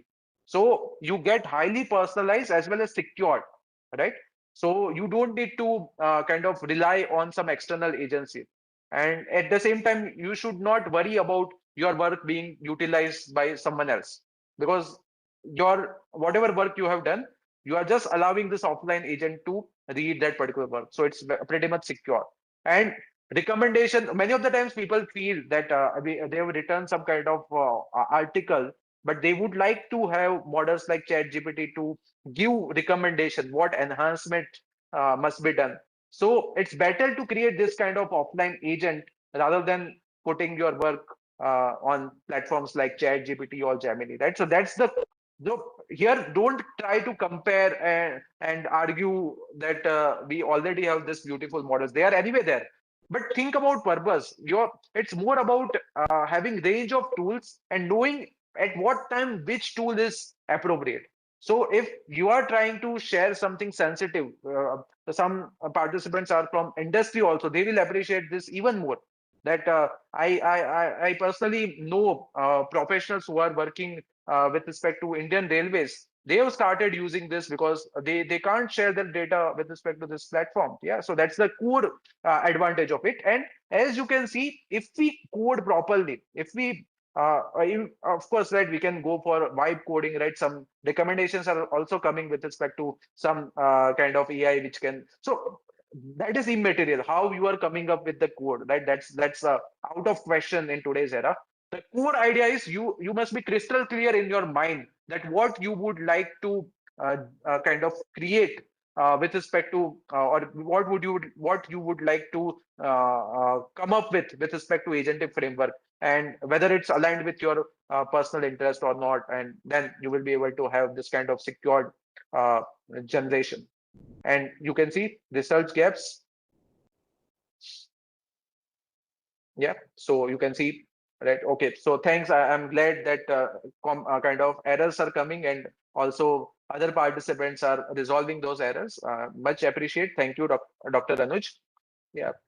And then you can see that research directions corresponding to this, and teaching note. This is kind of very much interesting that how we can, this is extremely needed in AI era, right? Nowadays, that all are becoming lazy, including students and teachers, right? So, and yeah, personally, I like this part, right? So this I can directly, right? I can copy paste this to my nothing but uh, overlay, and then go ahead and create nice slides. Yeah, so that's that. Right. So this was about report one. Yeah. And now if I go back, hopefully by this time, my agent must have completed the remaining work. Yeah. So it has done all. Yeah. We can see this is okay. It's ready for new work, right? So that means everything is done. And now if I go back to that folder, then we will get similar kind of report for the rest of the two papers also. So if I go over here, then you can see this was generated by agent, right? Paper underscore agent, paper two underscore agent, paper three underscore agent, right? Uh, just a minute. Let me just go to this different. Yeah. Okay, fine. So now if I just click on this, then we will get, okay, sorry for this. This, yeah. So this is about paper two, right? Similar report. So I won't spend too much time over here, but just let's go through it, whether it's making sense or not. Yeah. The second paper was about how to evaluate conversational AI, right? Very old paper, 2017, but still, let's see what it's doing with respect to this. Intentionally, I had put that old paper just to see whether it's recommending some uh, kind of new ideas or not. Yeah. So probable domain is fine. Difficulty level we can ignore. Intermediate is fine. Then teaching suitable teaching template, right? These are the things which you need to consider while teaching this. Required analysis, key terms, summarize the main argument. So this basically this is nothing but kind of guiding principles which we must take into consider while explaining this thing, explaining these concepts to our students, right? And then this is the template for paper. This is anyway paper, so this doesn't make much sense. But this is the main part which of our interest. So this is the title suggestion. Yeah. So this revised title looks better, but we can't time travel and change it, but it's fine. So then this is the executive summary. Key contributions. Yeah. So this is good. Research gap. Yeah. This is the main part. Yeah. I wanted it to identify gaps properly, and we can see uh, that this is not. Yeah, at that time it was good, but as of now, right, these things are lacking in this particular paper, which is good. Yeah, and these are the kind of research directions which we are getting. Yeah, this is even more important that what other works we can do, and classroom discussion questions also it's giving again latex file, and finally key changes has been recommended. Yeah, so this is about paper 2, and then finally the last paper, paper 3. Let's see. Yeah. So again, yeah, it's about epidemic modeling. So it has considered it properly. COVID-19 difficulty level is also correct. Teaching template is given fully what you should do. Yeah.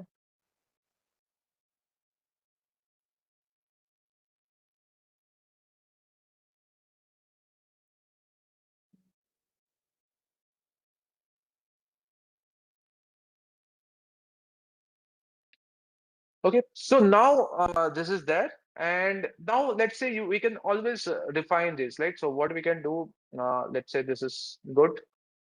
We can go to this code, yeah, and then you can go to any LLM online or offline. You can just share that. That so this is your homework kind of, yeah. You can just share this that this is the work which I have done. Suggest me 3 interesting enhancements of this existing agentic AI, right? Uh, I can just say workflow. Make sure the enhancements are corresponding to teaching learning problems, something like this.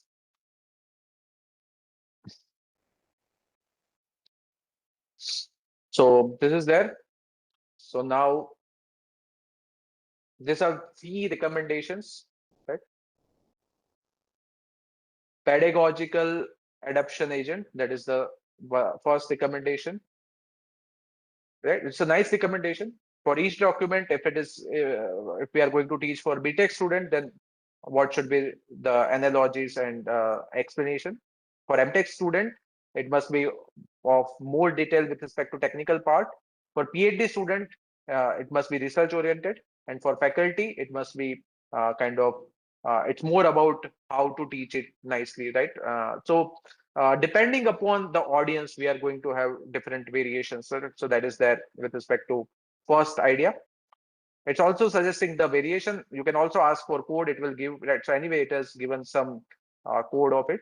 Then classroom activity generation agent, right? This is also kind of quite handy. Imagine a scenario, you are teaching a course, and every time you are confused, right, for which classroom engaging activity you should give, so that your classroom remains engaged, and at the same time they learn a lot of things with respect to your problem statement. So you create this kind of agent and you just provide a document or your slides, and based on your content, it's going to come up with activity, right? So which is fantastic tool to have, and you are not dependent upon any other things like even internet, right? You don't even need internet for coming up with this kind of ideas. Yeah. So that is there. And cross document knowledge graph agent, right? That is also kind of very good.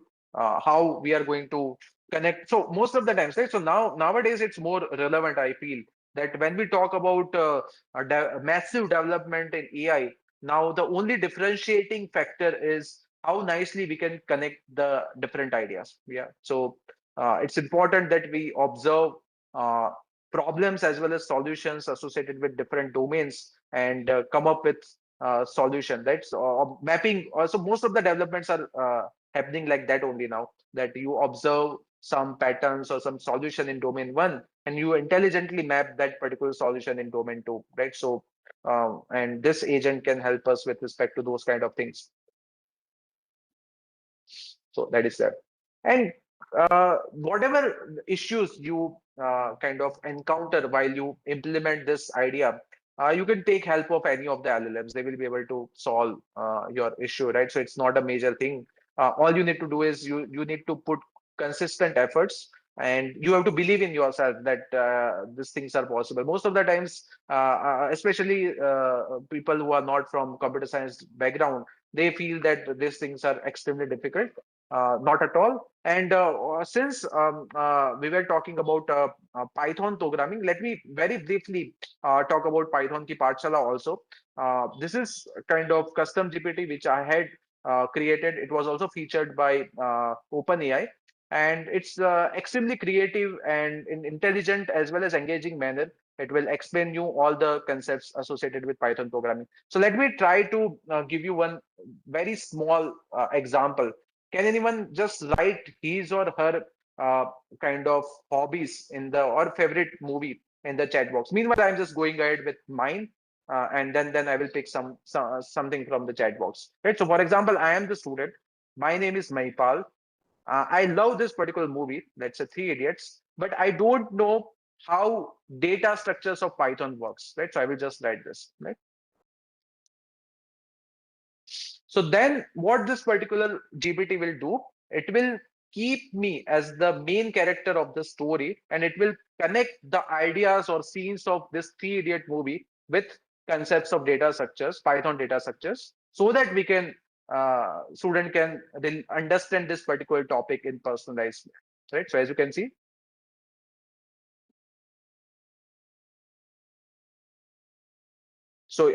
the intro is coming up over here. And now we are talking about containers, yeah, and then we are talking about this data structures now. So in between, coding segment will also come, and you can see now, right, again, right. So that's how this works. And if you feel that you don't want responses in Hindi, you can just write E, then the entire response will be converted into English, right? So now you can see the response is coming in English. If you love kind of English, then you can also go for it. If you feel it will also recommend some videos. Of course, it will be from my channel, but it will do so. So if you feel that even after going through this you don't understand about it, you can just write M stands for more metaphors. So you will get more metaphors about this particular topic, right? Gaming, then uh, gaming metaphor, that's the first one. The second one is fitness. Yeah. So these are the domains with which usually students can relate very smoothly, right? So it's very easy to kind of learn Python with this tool. Right? I will talk about this more afterwards. So for now, I can just kind of share the link of this with you so that later on you can uh, explore it, right? So I hope that it's not going to open the conversation, but the GPT itself, yeah, it's opening the conversation that I don't want. Yeah, so it's better that I go back over here. There is the option of usually sharing the GPT. Somehow it's not visible. Let me try to do so. Yeah, this link must work. Let me just verify it. Yeah, this is the link. Yeah. So let me just go over here.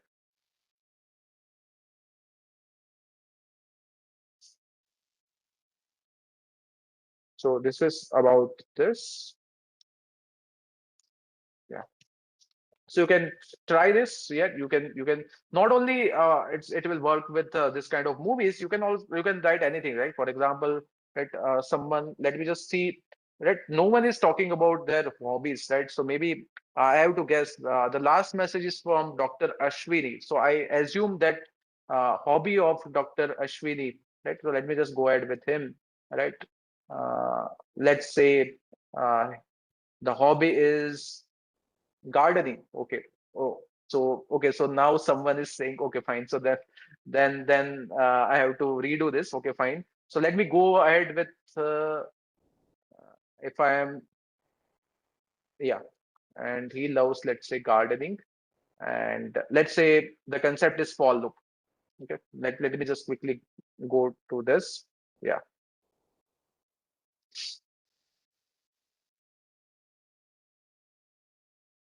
Yeah, so you can see the core idea is personalization. That usually, as a teachers, what we do, if you would like to map concept one to concept two, and we assume that concept one is already known, then we follow a fixed path, right? We explain in traditional.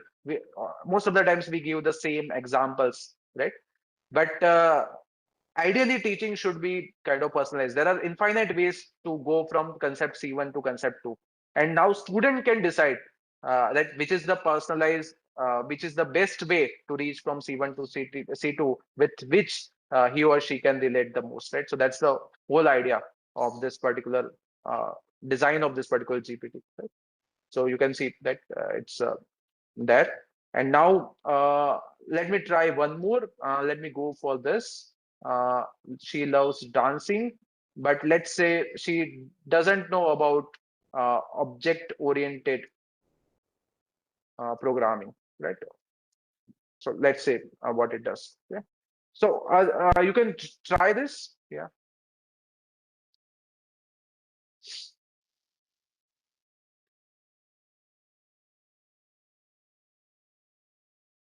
Yeah. So as you can see, of course, we have to give some time. Then only we'll be able to appreciate this. But I guess we don't have much time. So you can feel free to try this, and then you can give me feedback for if you feel that some more features must be there. I will try to include them. Even though in terms of prompt, I cannot add a single character in this because it was very meticulously designed. But still, I will see. If some kind of enhancements are possible, if you feel. So you can see this is how class and object has been explained with the example of dance. Yeah. So Monisha likes classical dance and Dia likes hip hop kind of dance. And then we are going ahead. And now the scene two. So that's how we can bring personalization in our teaching learning. Because I believe that the goal of this particular FTP with respect to agentic AI, it's not just limited to know about theoretical and practical aspects about agentic AI developments. It's also about how we can kind of apply these developments in our teaching learning framework. Yeah. So if we can integrate it properly, then we will be able to accomplish a lot. Yeah. So that's the idea. Yeah. And now with respect to other things, like we can just go to Perplexity, right, and ask the common curiosity questions, right? Whatever you are having, right? So it's very easy to just identify the corresponding models and just have them in our system and then go for it, right? So for example, one of the question is right, which usually participants ask, and also someone is asking right now, is that are there any offline coding agents which we can use for free and must be uh, runnable, or it must be run on traditional laptop, right? Something like this. Let's see. So it's more about, right. So we have right. So as you can see, we straight away we got this. Yeah. And then these are the name of the models, right? You can try them. Yeah. These are small coding models, they are called. Yeah. And the requirement is also given, like how much is required. Second option is also given, right? This plugin. Yeah. Desktop coding apps, right? Those options are also given over here. So a lot of possibilities are there, right? So it's not about that that something is some particular one way of doing this thing. So it's more about your style and personalization. So depending upon what you have, you can just go ahead with one of the options and then it will work.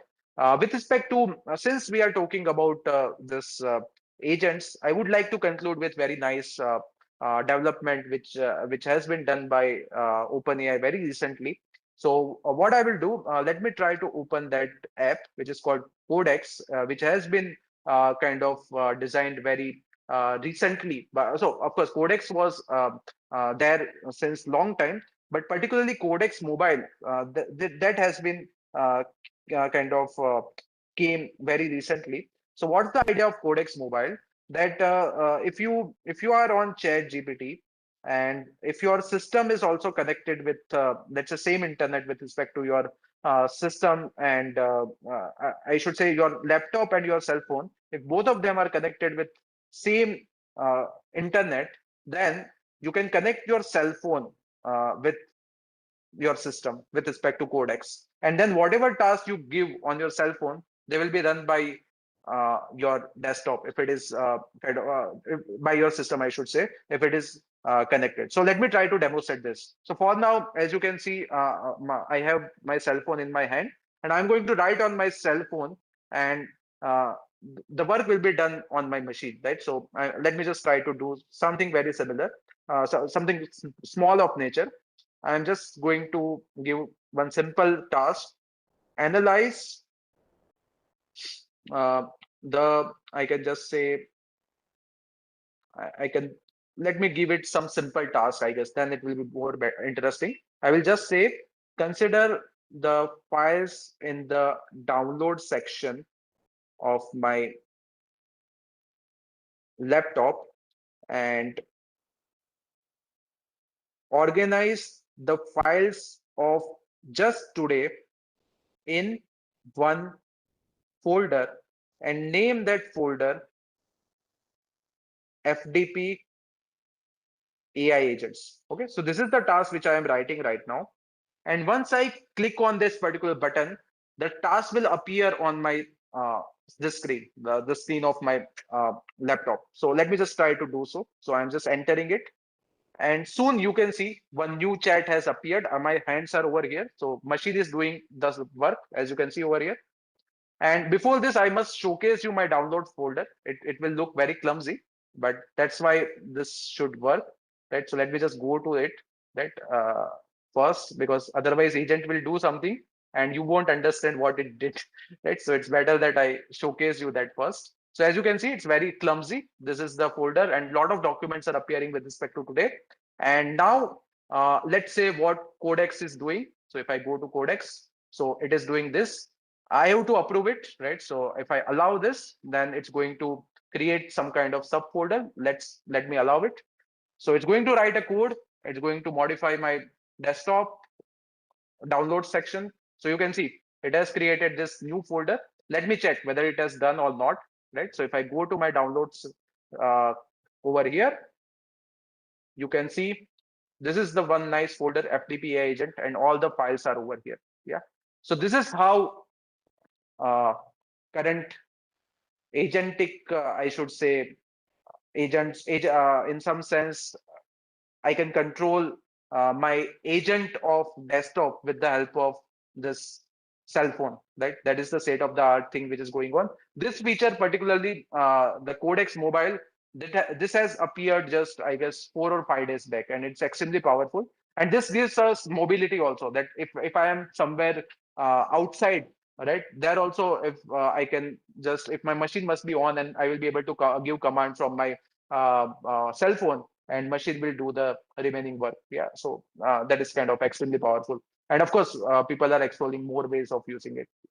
So again, it's similar to that Claude code, right? Basically, it's AI agent for coding in simple words, but it's online, not offline, right? So that's the difference. Yeah. Okay, so I guess that's it from my side. I conclude my presentation uh, of today. Any suggestion, feedback? Yeah, we can just check the chat. Let me just go to, yeah, WebEx. Yeah, this is. Thank you, sir, for the great session and sharing your valuable insight with us. It was really informative and interesting. Uh, Now, Thank if any you. if participants have any question, they can put in the chat or can raise their hands if they want direct interaction.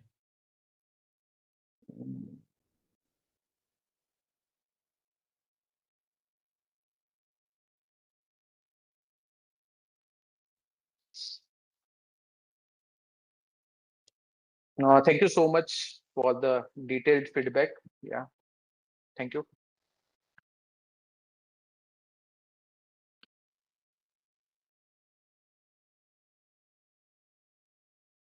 Yes, Dr. Sangeeta and Dr. Ashwani, you can Hi. unmute yourself. So this is Ashwini. So for LM Studio, can we enable web search? So we are uploading some 3 documents. Apart from that, we want to include the latest papers also into that. Mhm. So is there Uh, any option as we have in Olama, right? I have to check. I haven't explored it yet because primarily I'm using it for offline thing only, like I have mentioned, research and all. But I will check and get back to you. Right? It Yes, must be there, offline right, only, somewhere. but so we are Yeah, yeah, offline only. I got your point. Right, what you are trying to say that we want some enhanced real-time information. Then can we get right? I will check and get back to you. Yeah, Thank you. thank you. Yeah. Yes, Dr. Sangeeta. Yeah.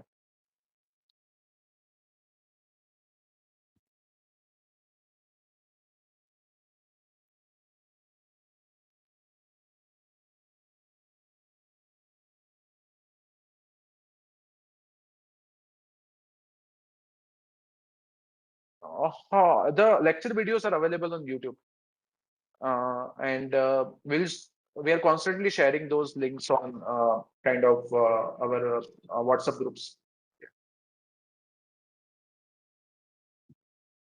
It's free. Yeah. All you need to do is what I will do. I will try to send because I'm also organizer. So now let me switch my roles, or I should say, change my roles. Role. So basically, what I will do, I will try to share the link of YouTube playlist to everyone with a mail so that we can, all of you can get access to it. Yeah. Or straight away, in the beginning of tomorrow's session, morning, I will share it so that you can access it. Okay, and one more question is from, I guess, from, yeah, towards the end.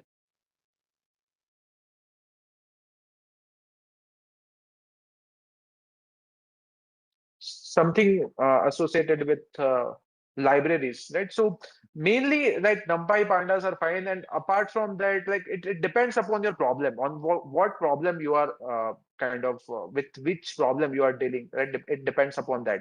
For now, you can just go ahead with NumPy and pandas, right? And it's more about it's like learning by doing. There is no concrete answers to this question. You consider a problem and then you start with something, right? We have now a lot of helpers like AI is there, LLMs are there. So basically what we need to do is we just need to start with something, right? And then we just need to build it up, but you have to try by yourself. It's not like that just by going. I have tried to I have tried my best to keep this particular session as simple as possible. So as you can see, even with connecting server, it's super easy. It's not that difficult now, right? So things are becoming extremely easy that way, but we have to put some efforts, right? So we have to try and come up with some kind of workflow, at least some initial code, and then we have to kind of try it whether it's working or not. Many of the times we will get error, so we will again take off help of LLMs, textbooks, right? Resources available on web, reiterate, right? Just like agents, right? So we have to keep trying, and eventually we'll figure it out for sure. Right? So that's there. And we are living in a nice era where kind of all the knowledge of Word, I should say, is available for free, mainly because of this offline LLMs, right? We can say now it's accessible to everyone. without any cost, without any barrier of internet also, right? So that's that's a true kind of promise which was made earlier to us, that AI is for everyone.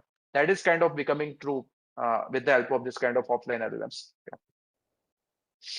So there are many other questions, so I will try to reply them afterwards. Also, right, so if I just share my contact details, right, so in case of any other kind of discussion, you can connect with me there, right? So we can uh, just let me just go to that presentation, and yeah, so over here, yeah. So you can see that I'm very much active on LinkedIn. So you can, this is the ID, right? Or you can also scan this and connect with me there, and then we'll be able to discuss more. Yeah.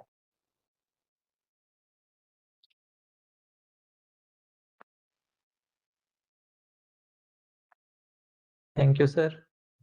Now I think there are no more questions, so we can conclude our day. Yeah, sure. Yeah.